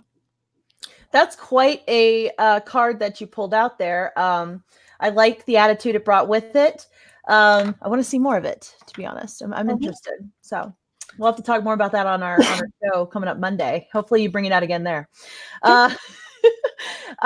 Real quick, I just want to toss up this $2 super chat from Boom Op CT. Again, dude, thanks for all your support tonight. I really do appreciate it. How does one apply to be a mod? I just need to see your face a few times. That's all. Just need to see you hanging out in the chat, knowing that you are someone that I could rely on to toss links out and take care of the trash should the trash arrive. And that's pretty much it. So it's fairly simple. And yeah, just hang around a couple times. And yeah, I have a few wrenches. Don't get all political and start like calling people names, and you're probably good.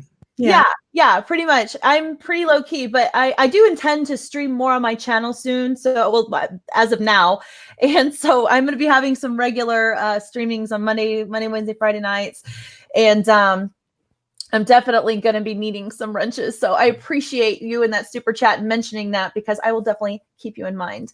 So thank you.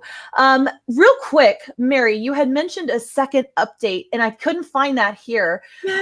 What is the second update to this? And you said the Fandom Menace was involved? Yes. That's what I was talking about. Yeah, I didn't get someone link me in the private chat so that I can pull that up as y'all are talking about it. I can find it. I've got to find it here. So okay. Somebody sent it to me too, if not. Okay, fantastic. While y'all are doing that for me, I'm going to pull up some more chats real quick. Let's see here. We've got, Tom, you didn't have to. $5. Amazing panel. Well, except that Tom guy, he's kind of weird. But Tom, you're not weird. You're just unique. You are unique. Let's see if I can find it here. Thank you for hopping on tonight. I seriously appreciate it. And I do appreciate that. Anytime I'm not busy, of course. As long as you don't bring out Batman. That's all I ask. Say it. Don't do it. Don't do it. Not tonight. Boomer Palps is great. I'll give you one mulligan. Arnold all day long. You can give me Shatner. But no Batman. I can do Shatner real easy. I'll kill you. No No Batman. Kill you. Bob Reese, hot chicks talking cool stuff. Well, hey, if you like that, you definitely need to check out Toxic Femininity Monday night on Midnight's Edge. That is a fantastic channel, and Monday nights is when we take over his channel and discuss lots of hot topics just like this with even larger girl panel. We have 4 girls usually. Can you believe it? Tom is still in there too. He peeks in here and there just to make sure that we're not getting into big pillow fights. But other than that, it's pretty good. What makes you think I won't get involved? Right. Pretty good time. So, yeah. Right. Let's see here. Did y'all? I got it. I got it right here. Let me go ahead and put this. You want to screen share? That'll be easier. Yeah, I can do that. Okay. A second. Cool. I'll get rid of this one. Boop. Right. And let's see here. Oh gosh. All right. Well, Joshua just coming in hard now with the we all want to hear about Batman. No, you don't. No, you don't. Not the purpose of the stream. If Batman comes in, he doesn't usually leave. That's the problem. Yeah. So, you don't know how to turn it off, okay? I mean, Tom, if you want to grace us with a smidgen of Batman, I'm talking a smidgen here. If you can cut Batman off, by all means, you're welcome to do any of that here. Poor Candice. She can't keep control. There it is. God damn it. Joshua, are you happy? People in the chat who are asking about this, are you happy? You're about to get some Tom Batman. And yeah, here we go. I am Batman. What? Why is the blonde chick puking?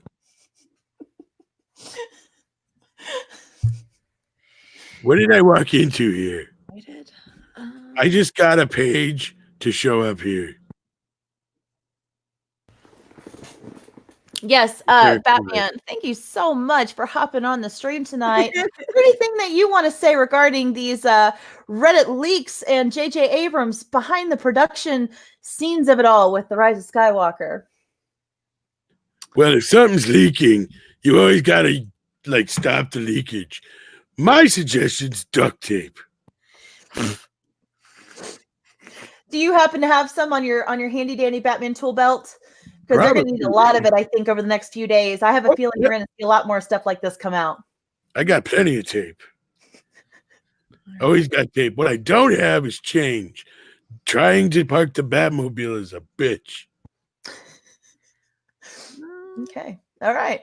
Well, but I've got to go find some crime. Since there's none here, quit using the bat signal. It's not a beeper.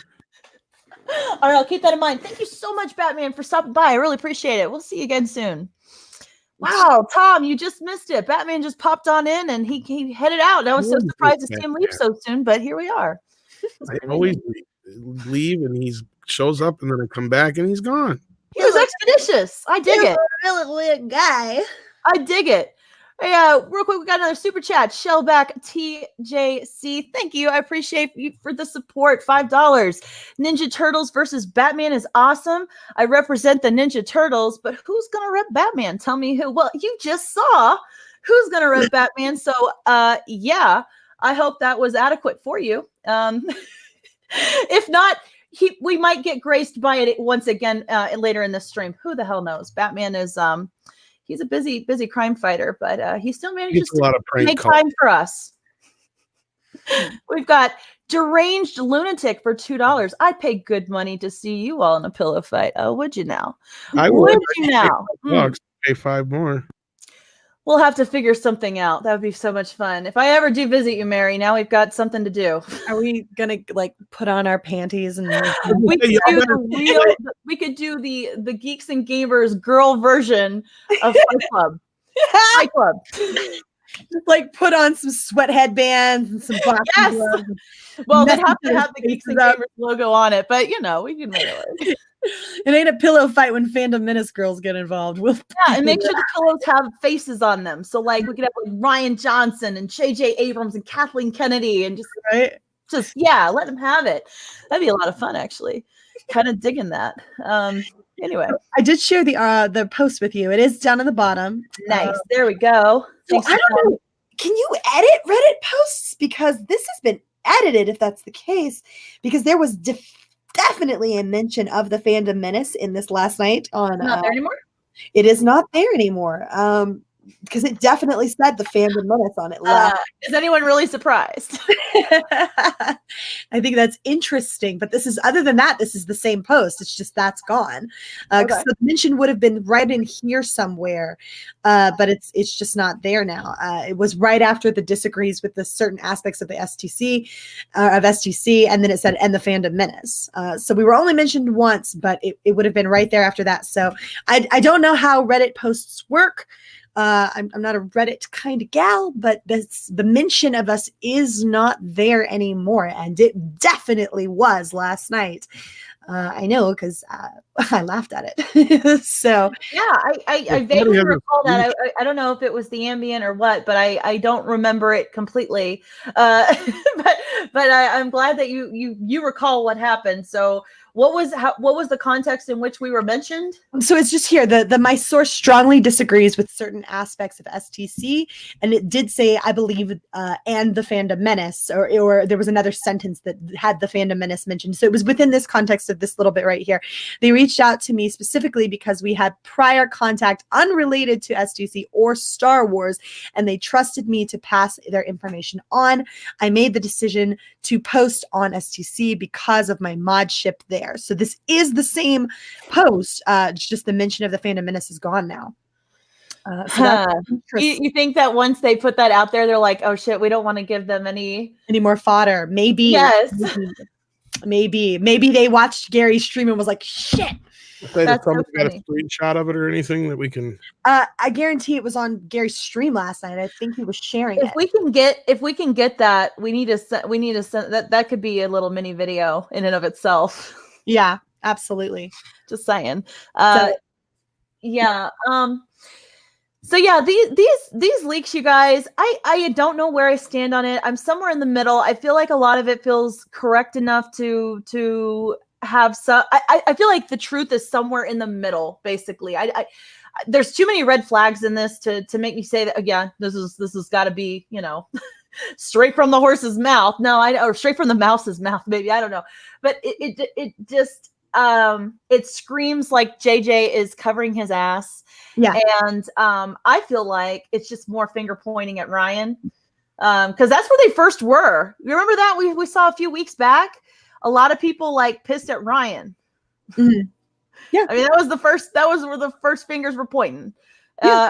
After us, of course, after the toxic fans. Finally. Then it was going to Ryan and other places. Even the actors were getting in on it. So yeah. Well, as I understand it, so if the Reddit post is to be believed, and I do believe a great deal of what's in there, the actors are very close with J.J. Abrams. So look, and that makes sense. They worked with him on 2 of these movies. He actually cared about whether or not their characters had some kind of a story arc. He started stuff with these characters. Ryan Johnson destroyed that. And so I do believe that these actors are closer to J.J. Abrams. And so coming out the other side, yeah, of course they threw the Last Jedi under the bus and tried to do what they could to help J.J. Abrams. Look, I don't know the guy personally. I do think he's a hack of a director. I do think he's a hack of a writer. I don't think he's a hack of a director. I think he's a hack of a writer, right? I don't think J.J. Abrams has any business trying to write these stories. Certainly, at least not within Star Wars. Yeah. I do think visually, he's a wonderful director. I think he does a great job of putting something compelling visually on the screen in front of you. So I will give him that. And I'm sure he's a wonderful person to be around. You know, I don't know him. I'm sure he's smart and capable and savvy. And so I'm sure I have no reason to doubt the relationship between the actors and J.J. Abrams. And I'm sure they're on his side here because Ryan Johnson never cared about these characters. He cared about his vision, right? Yeah.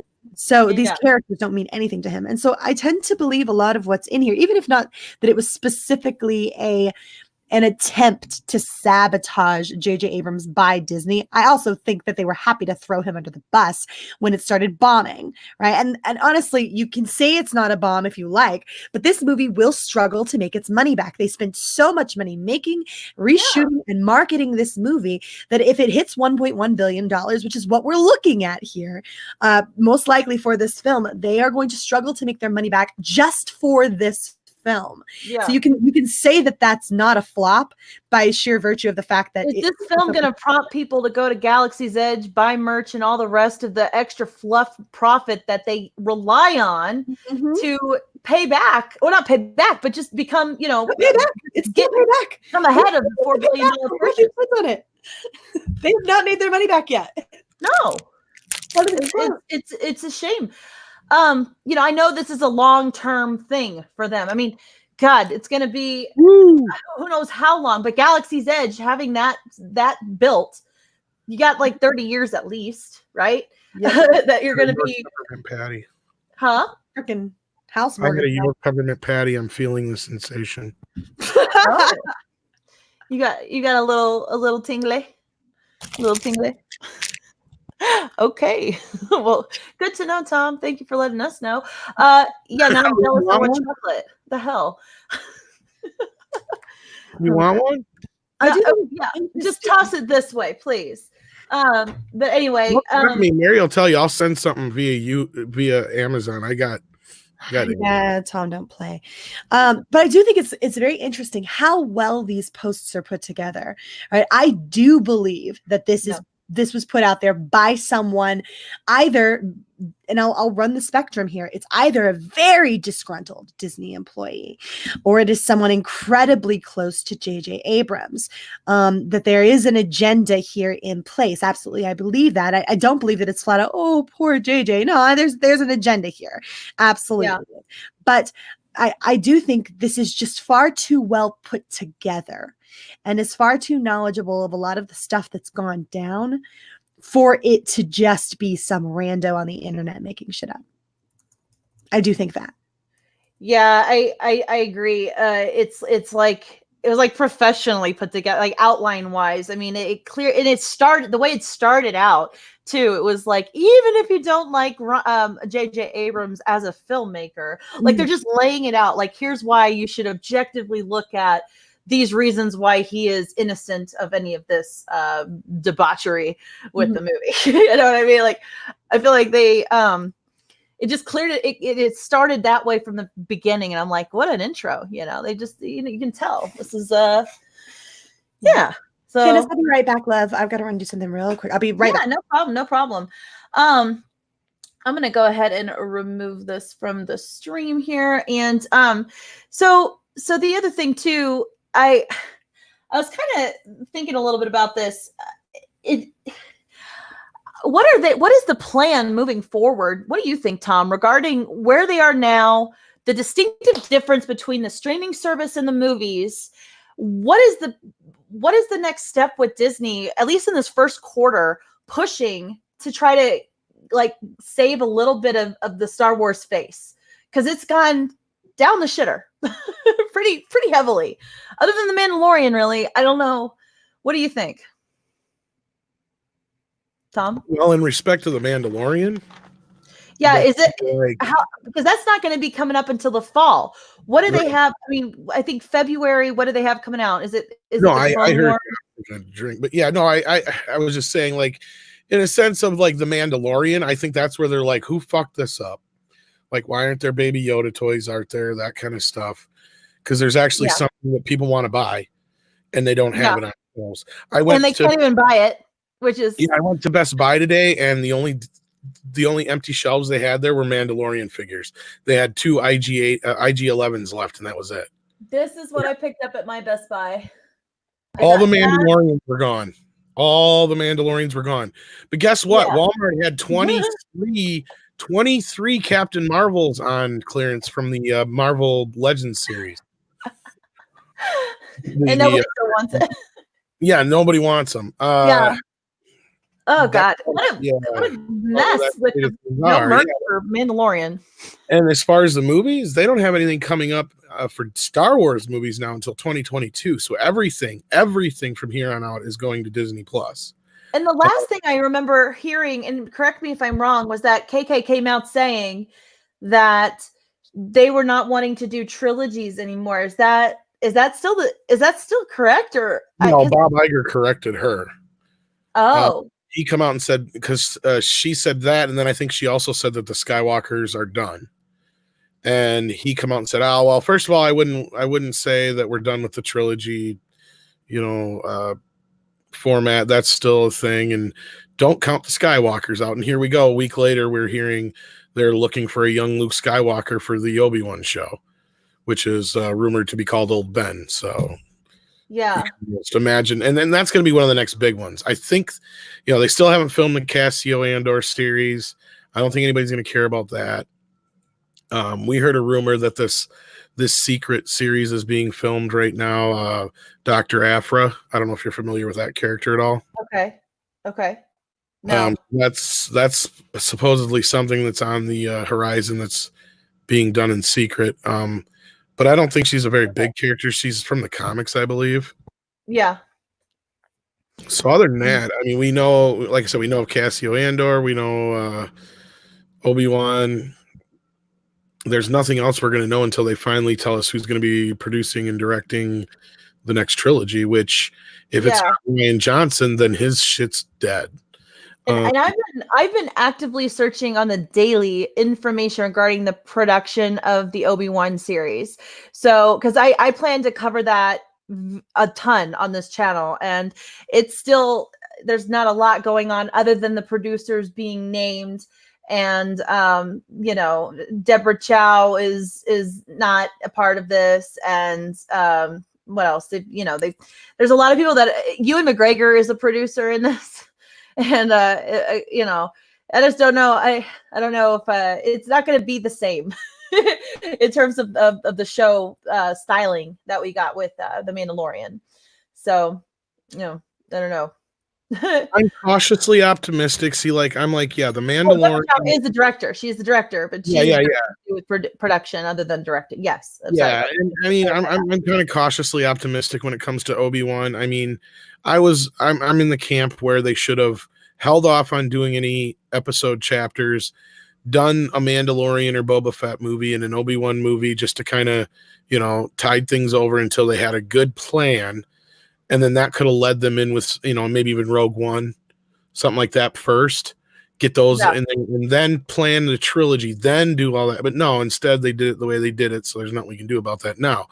Obi-Wan, I think, is probably going to be a success. Unless the show sucks, it's going to be one of the biggest successes they've had. It'll probably be I hope it is. I hope it is. I'm going to just pull up the producer the name because I couldn't remember it.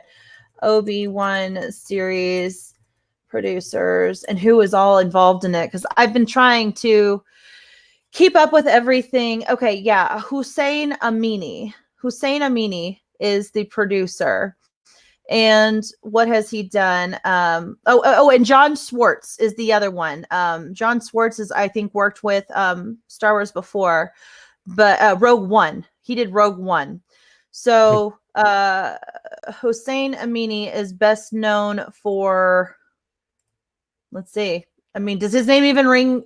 Do you recall who he is at all? I'm a little familiar, but I'm not. It may just be something related to Star Wars prior. Drive in 2011, The Two Faces of January as a writer. He was in Writers, Snow White and the Huntsman, writer. So. Yeah, nothing offhand, but. Yeah, so that's pretty much it. And the Alienist show. The Alienist. So that's it. And McMafia. I mean, there's not a whole lot that's recognizable to me that I have seen of his work. So that was a red flag to me. But I hope that's just me being I'm cautiously optimistic. But that I just didn't know who he was. And I was like, okay, well. People in the chat are saying he adapted Wings of the Dove. I've never heard of that, but. Okay. Do. I saw Wings of the Dove listed there, but I haven't seen that either, so I didn't know if that was significant or not. That's the problem. It's not notable to me. Yeah, none of these things are ringing a bell, so. Yeah.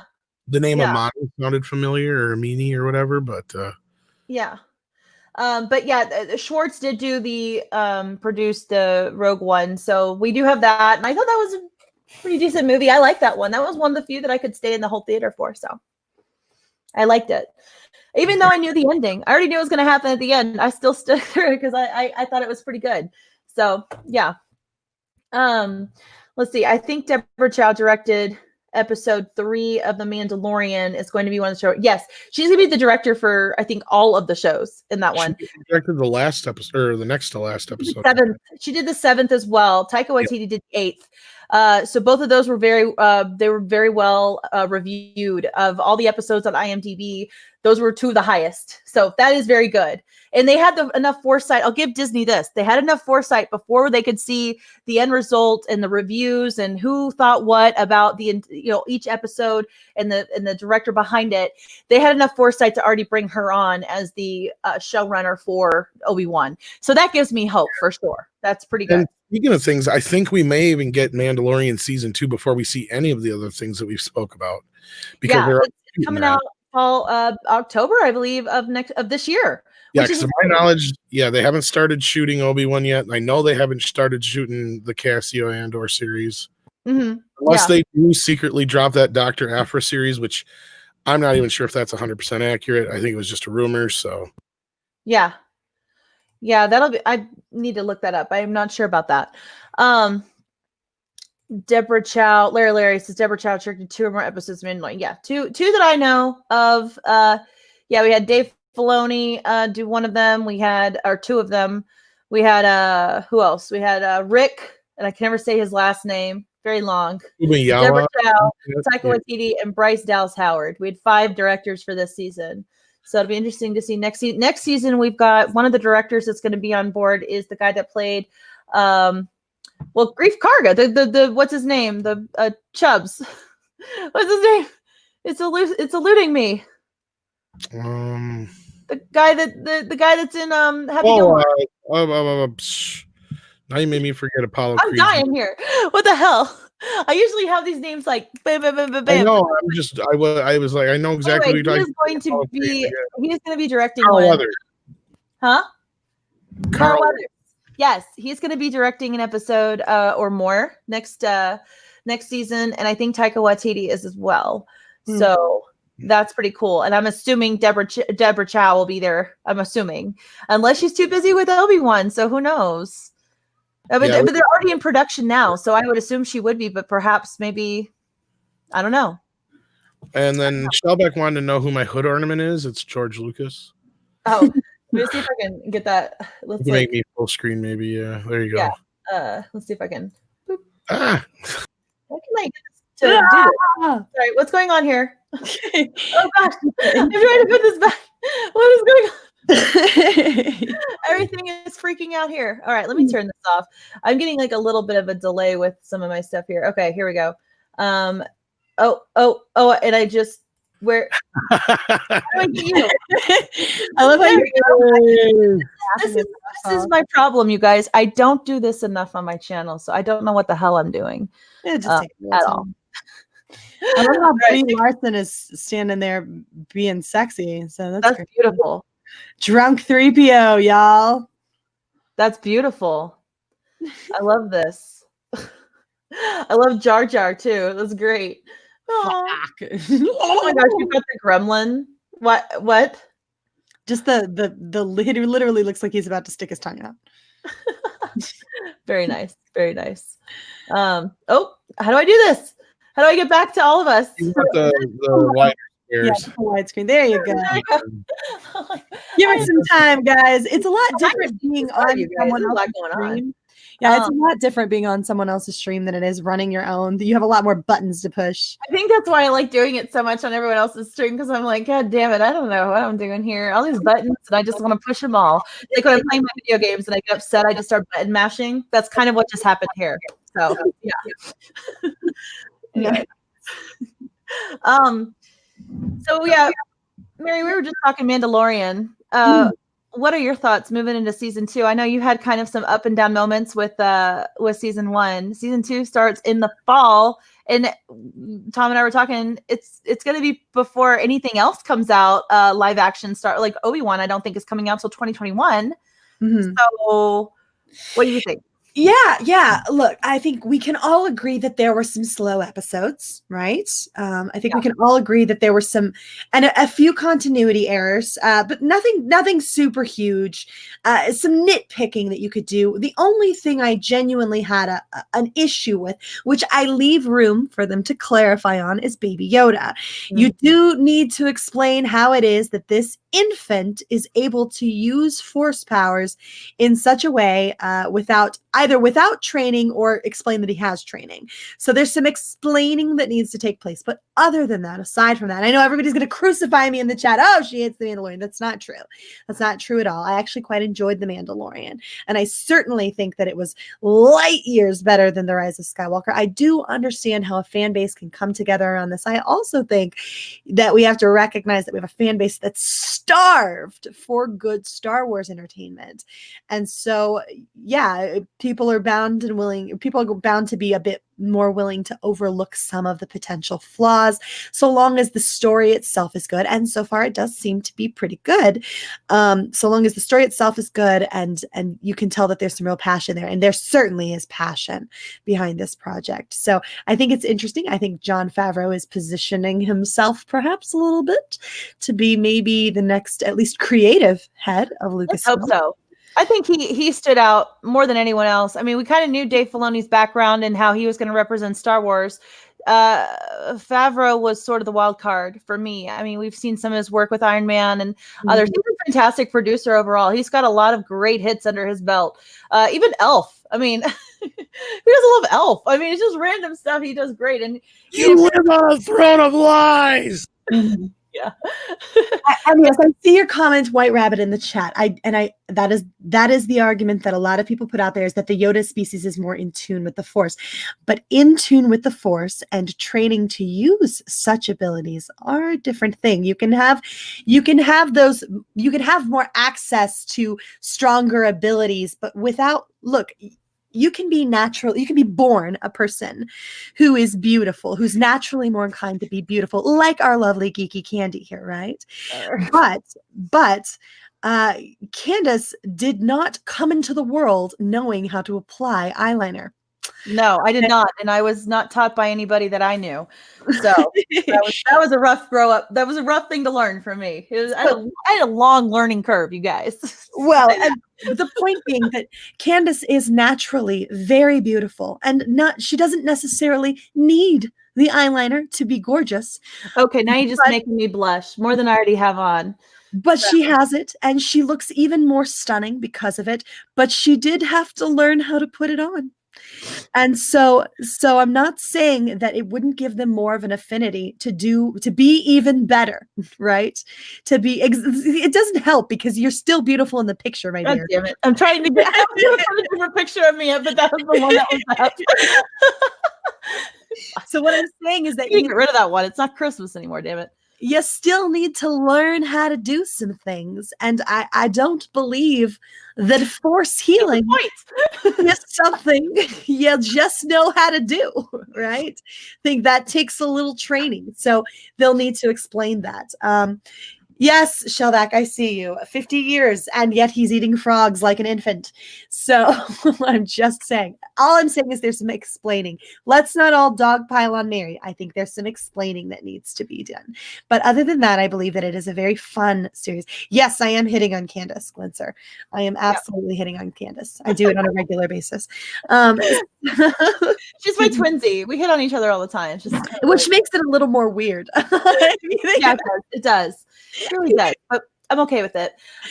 So the idea though of carrying Yoda as being the kind of the main entree, if you will, of season 2 at this point, it's not. A lot of people are complaining that the Mandalorian isn't really the Mandalorian show.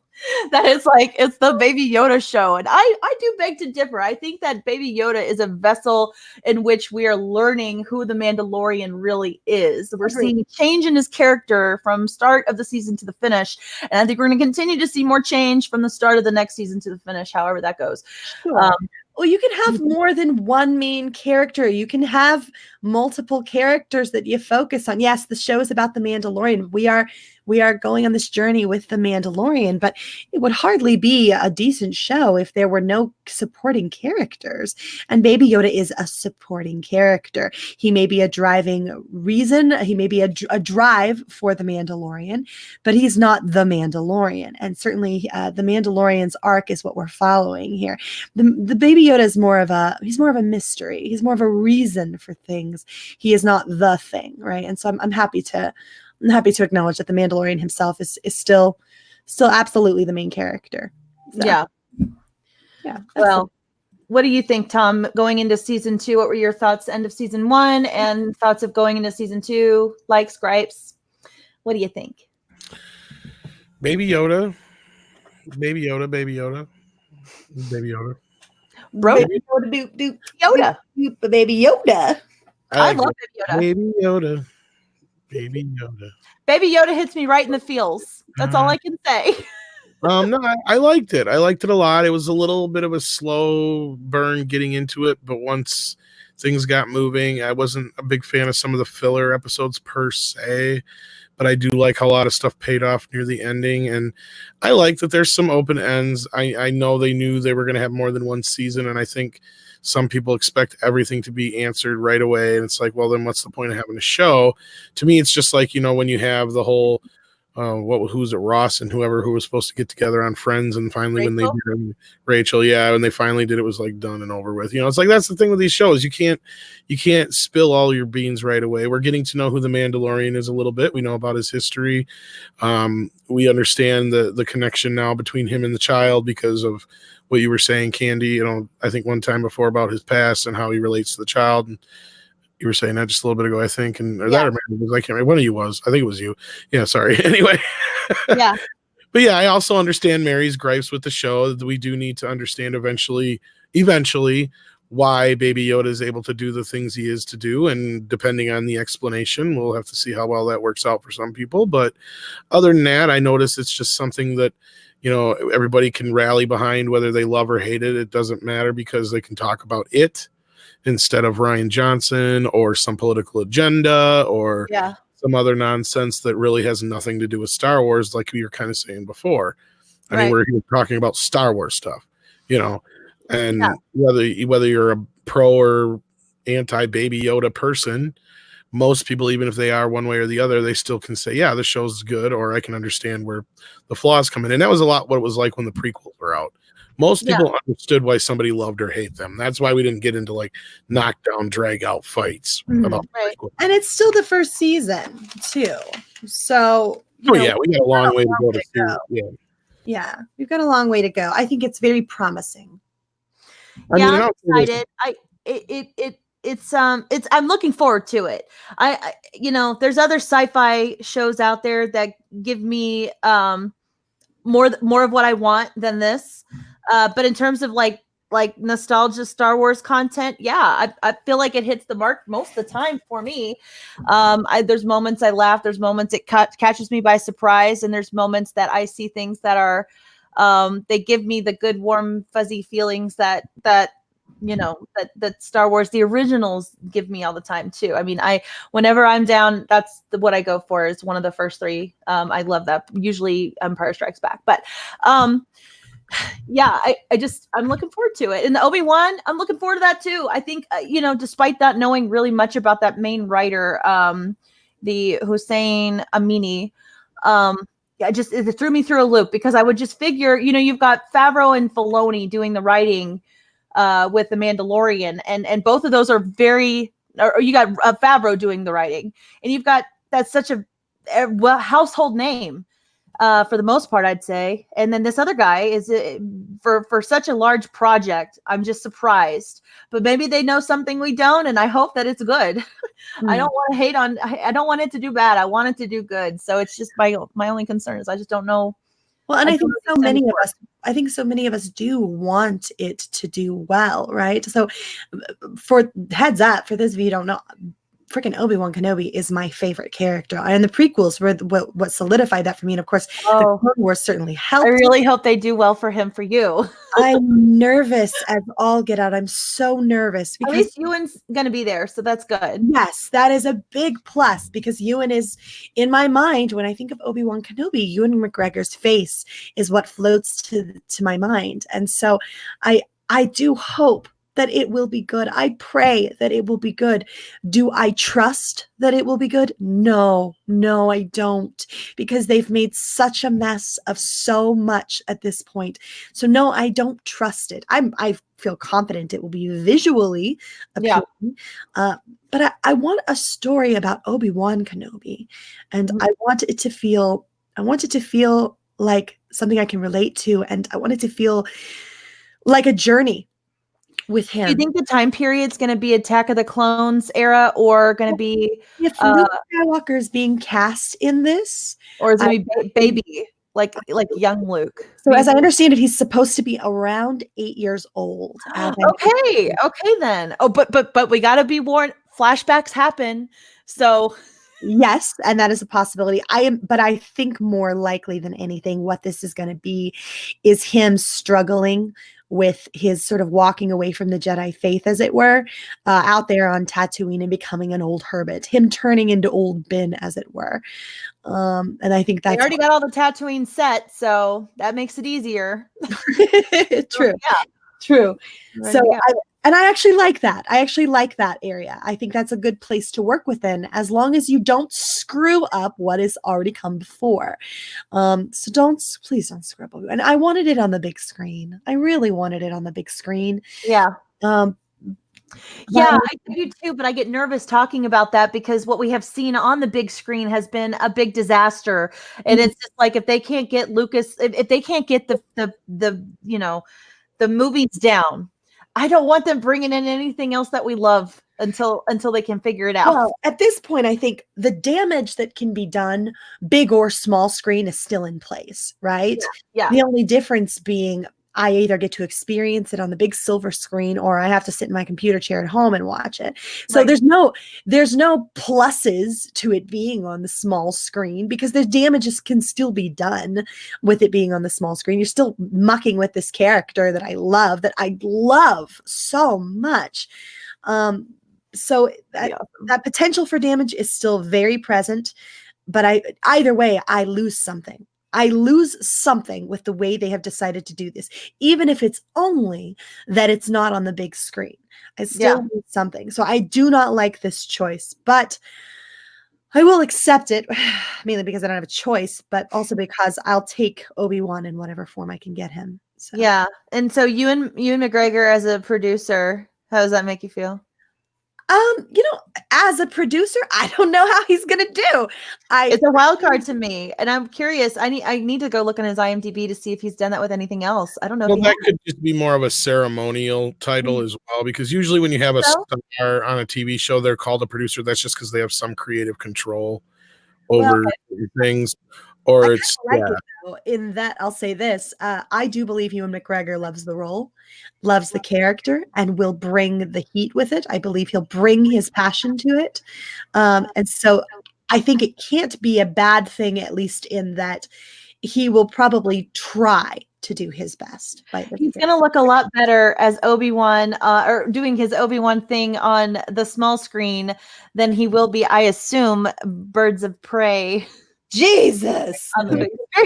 My point is he's not going to be the type of producer who's going to be worried about the sand crawler running out of gas. Right. His thing's going to be like, he's just called a producer because he's there during certain meetings and certain story meetings. And it's another way sometimes of paying an actor a certain amount of money than another way. It's all this game in Hollywood. The same thing with the executive producer title. That can mean so much or so little. Like it could just simply mean that somebody set up the phone call that got so-and-so together, that got the movie made. So they give somebody an executive producer credit on a film. And it gives a couple points on it. That makes sense. Yeah. That does make sense. Okay, I'm glad we discussed that a little bit. I kind of want to move on to one other thing before we head out tonight, because I am probably going to cut this off in about another 10 minutes or so. So there was one other thing I wanted to touch on, and I want to give it just a little bit of time if you guys can hang with me. Do y'all like keep up with The Witcher at all? I haven't seen it yet. I keep getting told to. Mark keeps telling me to go do it, and I know I'm supposed to. I just haven't gotten to it yet, but I'm excited to. I am excited to. Red Lobster had skizzle and scrimps, y'all. I had to go. So. What? Say that again? Red Lobster had skizzle and scrimps, y'all. I had to go. Yeah, he was late to shenanigans because of that. I had to run. No, I couldn't. I didn't get a chance to watch it yet either. Okay. Well, I just want to say you need to, because they are doing a season 2 on it. It's been announced a week or so ago. And so far I'm halfway in it. I haven't finished it. Okay. So I don't have it all done, but I will say, it is so popular. I put a poll out on my Twitter about what game I should do next, and Witcher 3 is the definite winner. I mean, it was like 1,000 or so people that voted, and I'm playing Witcher 3, and Witcher 3 is a hell of a long game, and I bought an extended version of it that just came out last month. So I'm going to be playing it probably well into April when Cyberpunk comes out, and I'm looking forward to it though, because it's going to be a good game. I know, Mary, you played Minecraft, and I love watching your streams. Y'all are hilarious. You totally like. By the way, if you guys have not seen last night's Minecraft, I passed out on Ambien before the very end of it, but I watched them build a statue of Jeremy. Yes. And would you like to characterize it? Yeah, if you want, I can pull up a screenshot. Oh, please do. Oh, can we watch it? Just a little bit of it? Sure. Yeah, I've got a much edited version on my YouTube channel, and it actually did really well for how I'm not surprised. The thumbnail, girl. The thumbnail got him on fire. So last night, and full credit to Miss Sarcastic Nerd, who is my muse. She is my muse and my partner in crime. That Also, girl is on Midnight's Edge Monday nights with our Toxic Femininity shows. Did we say it was going to be at 8 or 9 Central, Mary? We said that it was going to be at 8 Central, 9 Eastern. See, I was fucking wrong. That's why you don't listen to Tom. No time. While you're pulling it up, Mary, TechCom for $2. Remember, there's no fate but what we make. Well spoken words. I like that. That's a good thing to remember. Yeah, I like that. I need to just like have that like in front of me or something in the morning when I wake up. That's a really good one to keep in mind, or put on my like refrigerator or something. See it every day. That'd be good. Right. Thank you for the support, TechCom. I appreciate it. So was it Glizzer says, was it an anatomically correct statue? Yes, it was. I know that they did as best as they could in Minecraft abilities. I think you will be quite impressed. Can I add a job we did? We were very representative of Jeremy's identity here. And so now full credit to Miss because it's not explained explicitly in the video. It was something I threw together really quickly after the stream was over, before the stream was even done processing. So there are lots of the stream that I couldn't even get to give you guys that context. So Miss, it was her idea originally. She is a mad genius. You guys should subscribe to Miss Sarcastic Nerd if you have not already. I'm sorry. Shameless plug for my friend over there. But yes, so this is the shortened version. We're at this for about 3 hours, so I'll go ahead and play this for you guys. Let me know if you can hear it okay. Right. Yep, I got it. Oh my god. I'm gonna look like an insane person. Hold on. I'm gonna put the video. Yeah. Well, I'm gonna tweet the stream real quick. Well, yeah. There he is, right. Guys. There he is with an above average team, like he always says he has. And I didn't tag you. Sorry. Yeah. What the hell? All right. Tag you and tag me. Everybody, hang tight. We're about to. Don't tag me in this. All right, hold on. We're about to do this. Yes. Hold on. I was an unwilling participant. I gotta tweet it out. In the coaching of a penis. What the fuck? So Miss will break this down here in just a Tweeting second it for right you. now because of the post I just made. Hi. We made a giant wooden wicker man of Jeremy. That's his hat. That's his penis.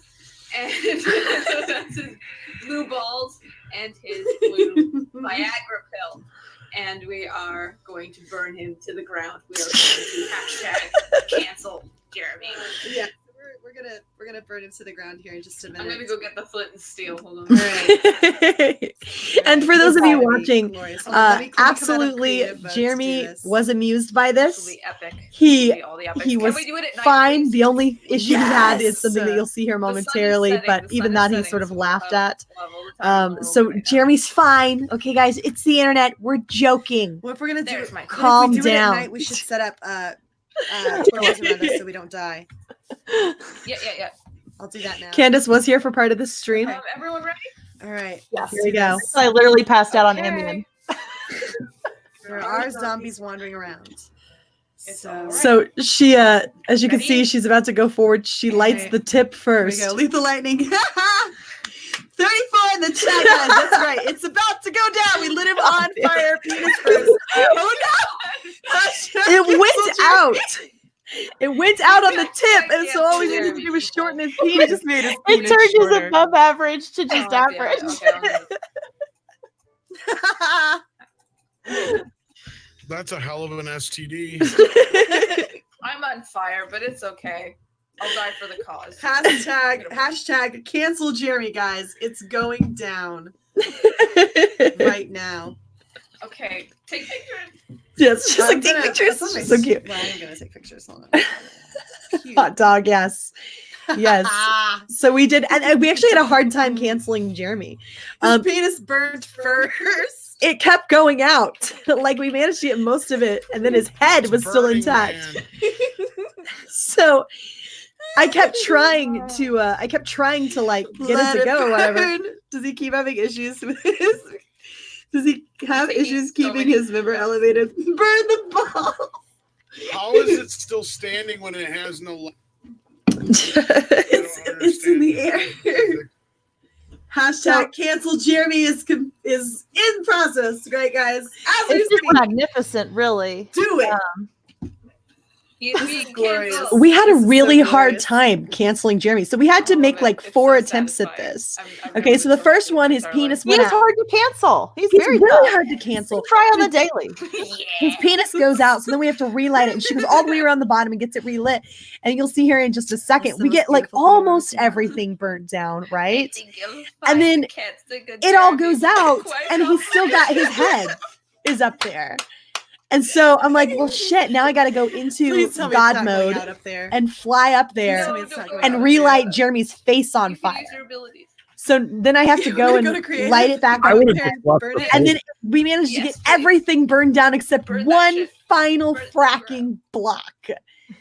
So this is me lighting the head back on fire. Just Oh my gosh. back And you said Jeremy saw this? yes, Jerry did see this. The only issue that he took All right. with it was that we burnt the penis first. Hey, that was my idea, wasn't it? You didn't tell him that, did you? Come on, finish. Do I it. just, that just made the most sense to me because, you know, it's Yes. just out there. There It's it just out goes.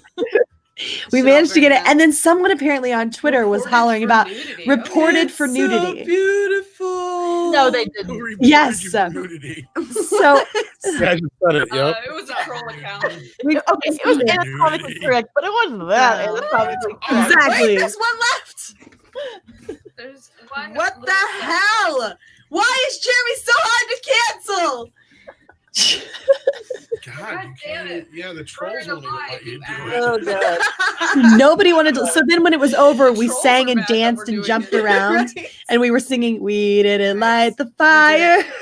So you just make these things of people and burn Beautiful. them. That's not fun, masculine So at all. Fun. Just so you guys know, if you're not already familiar with Mary Mayhem, It was she does always burn. It's Minecraft the streams was often. a turn. Hold on. I want to literally dance and skip and Sorry. sing while we do that. We're gonna Pretty dance and skip around and I have to sing. literally get into freaking. Okay, here we go. We didn't start the fire. Oh shit! It We're was so stupid. always burn. It's I wasn't the stoned world enough for this. turning. We didn't start the Time. fire. on those Minecraft we streams. And sometimes we all hop on Discord with them too. Pretty good. We did it. We canceled Jerry. And how long did you say did it take to build We up? were at that for like, well, we played for about 4 hours, but we were at Jeremy for about 3 hours, roughly 3 hours working on it. So Dedication. yeah, Like, girl, it's nice. I literally put it in the description. The force is female.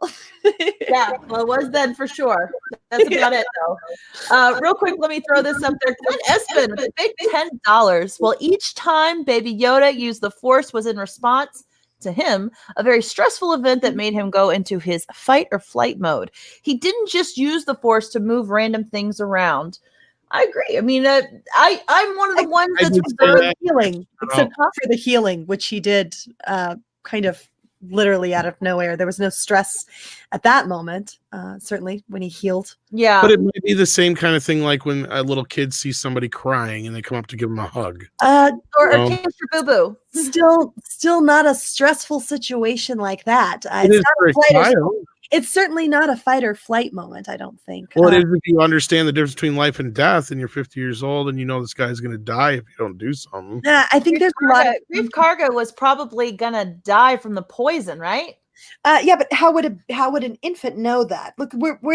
It's either a baby or it's not. It's either a baby or it's. I think he's about 5 years old. You want my honest opinion? Because I figure from the dog years perspective, you know how dogs Why doesn't he talk? just doesn't either. He has either just doesn't want to, or At all? he's Ever? really- Ever? he will eventually if he wants to. Otherwise, he just No, hasn't taught, or life he is may not not. He may something. speak. He may speak. He just doesn't speak the language that everybody else. Coos an awful lot. Yeah, but he knows how to communicate enough that he knows he's trying to. like baby. So certain does things. baby understand life and death? That's what I'm saying. It's. I do believe he's a little bit older. I doesn't mean he knows how to speak English. No, There's he- a lot of explaining that needs to happen. That's all I'm saying. I'm not disagreeing with you there, and that's what hopefully the second season is about. But this is the big discourse I think that we have in the fandom regarding this show. Is this the Baby Yoda is such a it's such a bold move, making him be the center of the show in the way that they did, because it does bring about a lot more questions than answers. Yeah, and no, Mary does bring intentionally. I mean, I can't argue everything that Mary brings up, but I mean, I'm willing to let them give me. And I'm willing to let them make those answers. I'm willing to wait for those answers too. I am. I'm not saying I'm not. I'm just saying that there are questions that need answering. That's all I'm saying, guys. So before you guys, you got people understand what you're. Bullshit, loser. She hates Baby Yoda. You hear this? I do not hate Baby Yoda. Okay. Here's how you know. What did you think? Did you flinch when he got punched by the guy, that comedian? The only one who didn't was Ryan Kim. Yes. Okay. So I will tell you my reaction when I saw that happen. Okay. So my first reaction was, oh no. And then immediately my mind went to Ryan Kennel and I started laughing. Not because I thought it was funny. Mine did too. I was like, oh dude, he just hit repeat on that. He did. Yeah. You know, he watched that over and over again. And so it wasn't that I was laughing because they hit Baby Yoda, because my initial instinct was to react to, oh baby, what are you doing? Right. But then my mind went to Ryan Kennel laughing like a maniac while he watched it. And then I laughed, not because I was laughing at Baby Yoda, but because I was laughing at the internal image of Ryan laughing at Baby Yoda, because that is insane. So, and bizarre to think about. Who am I going to roast next? You know, I hadn't thought about it. If you play Minecraft, if you're a fan of playing Minecraft, feel free to hit me up on Twitter. I do have a Fandom Menace Minecraft realm that I host that you can catch me on pretty often. I'm also known to do pranks in there. I spent a good chunk of time on New Year's Eve running around filling everyone's houses with water and spider webs and blocking them in. So, but I also did some sweet things. I stuck some glowstone in some places and dropped some fireworks for people. So I can be sweet and I can be not so sweet. Depends on the mood. So, well, yeah. I only envision Ryan in an apron now. That's pretty much it for me now. So, well done, Ryan, bringing that one up. That was good. Oh God, we got back. I kicked that little shit's father's ass all over the Senate. I am the Senate. That's right. Yeah, poor Boomer Palps, man. I literally threw the Senate at him, like literally, like picked up and fucking threw it at him. That's right. Yeah, you did. It was nice. And then a fucking every one of them too. I wish you could have thrown the Senate at Ray too. That'd have been fun to watch. That's a good idea. I'm sure the Senate probably survived, right? The Senate was still around more than the Death Star. If it's okay, Candice, I'm gonna throw a link for my Discord up in your chat. Please do. Yeah, if you guys want to play Minecraft or if you just want to hang out on Discord, I'm going to put a link for my Discord channel in the chat, and you're welcome to join. We have a lot of fun. We do. Yeah, we party up in there too sometimes, and I think we're going to be doing more Geeks and Gamers fight nights with different like games on the Switch. We got like Mario Kart and what else are we doing? Super Smash and Minecraft. Mary's all over that one, so it's just fun times with the Geeks and Gamers. Yes. So yeah, be sure to check that out. Real quick, I have one last thing that I want to touch on before we go. One thing I talked about in the beginning of my stream was some upcoming changes with my channel.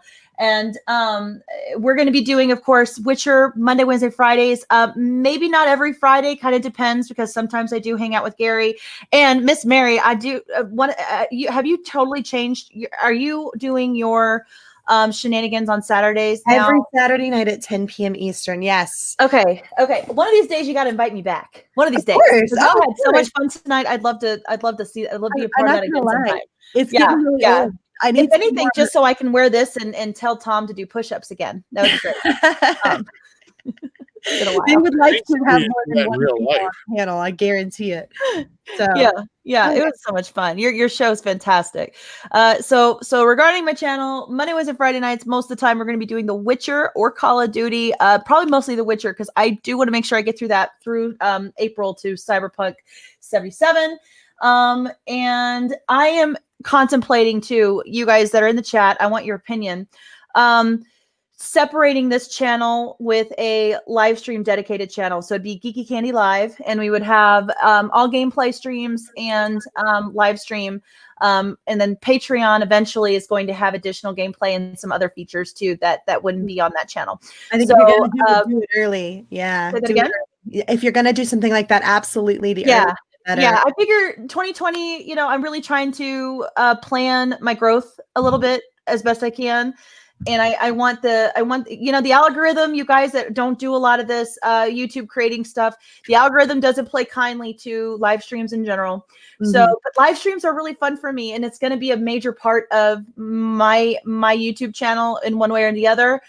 And but I do need to make sure that this particular channel has a focus on more recorded content than that. But I'm probably going to do what Gary does and live stream here and then move it over to that one. Yeah. So just want your thoughts in the chat, and I'm probably gonna do that channel maybe in the next month.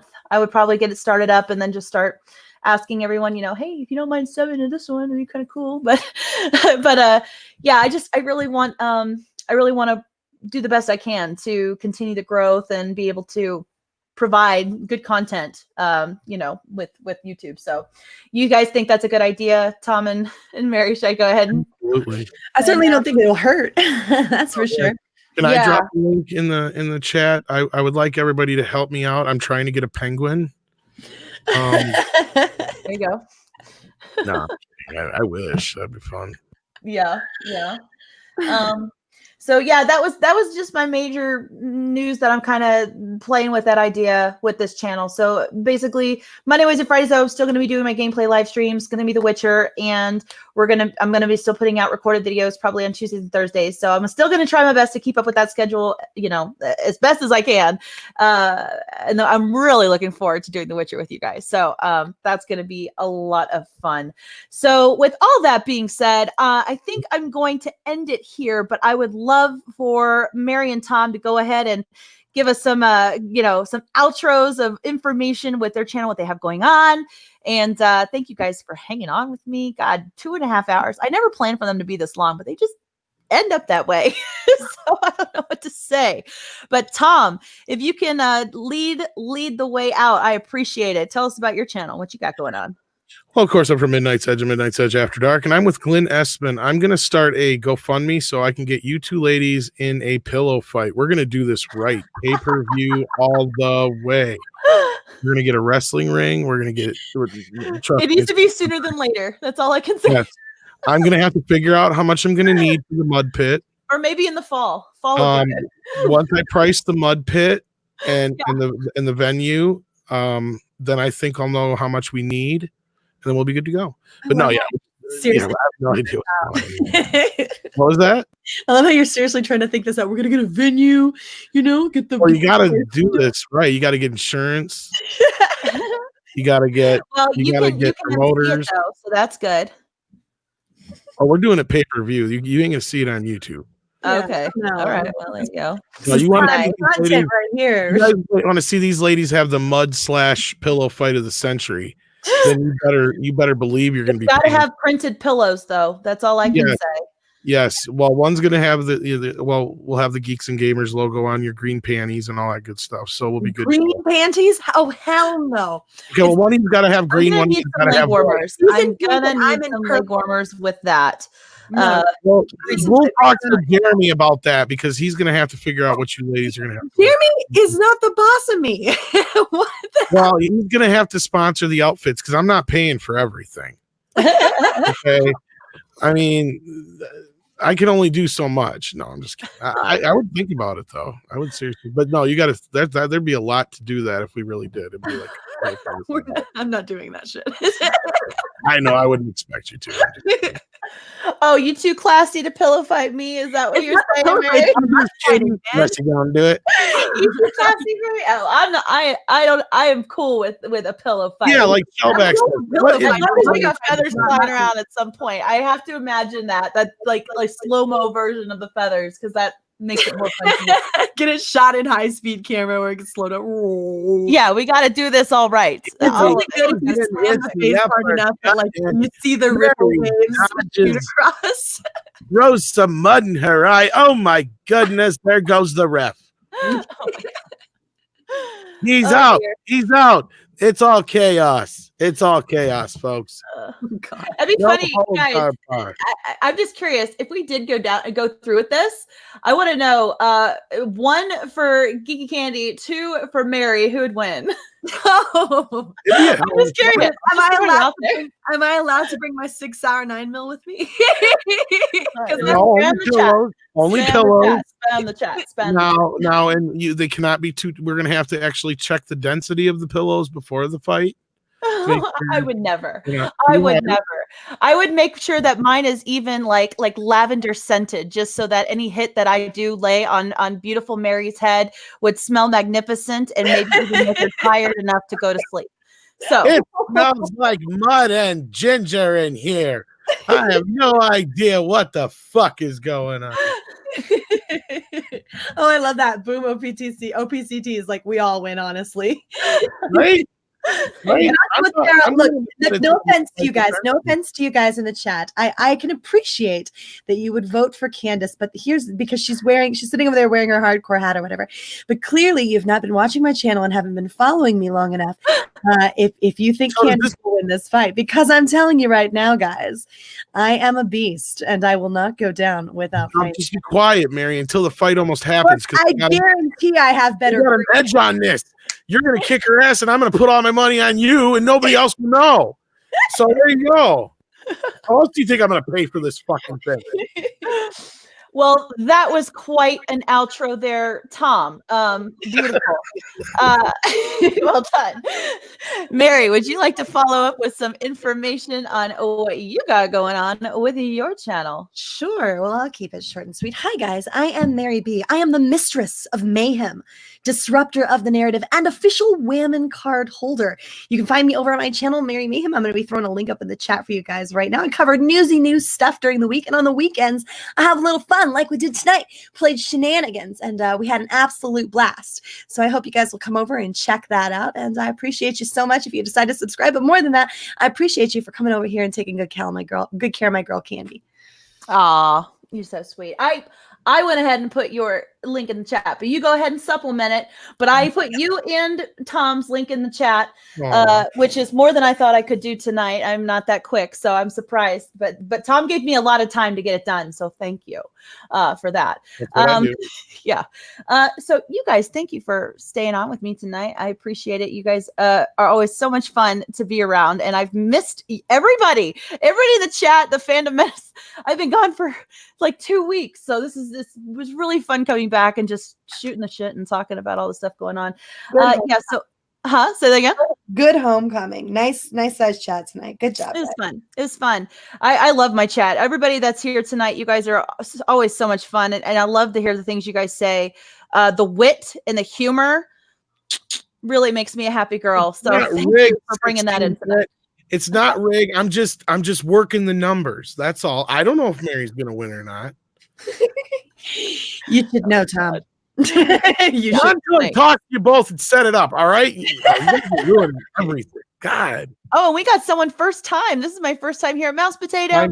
I'm happy you were here. Thank you for hanging out with us this long. You've been here a little while, so you're awesome. Yeah, be sure to stick around, hit that subscribe button, because I will be doing my gameplay streams this week and Monday night. Actually, I won't be doing streams Monday night because I'm gonna be with you guys. So now I just remember that it's gonna. So I'll probably do Tuesdays, Wednesdays, and Fridays. That'll probably be my nights doing a gameplay now. But yeah, we just changed our night, and I completely forgot it for toxic femininity, but I'm excited. Monday nights are a good night to do it. So anyway, yeah, so I'm Candice, aka GeekyCandi, and thank you guys for coming tonight. I look forward to seeing you all again soon, and until next time.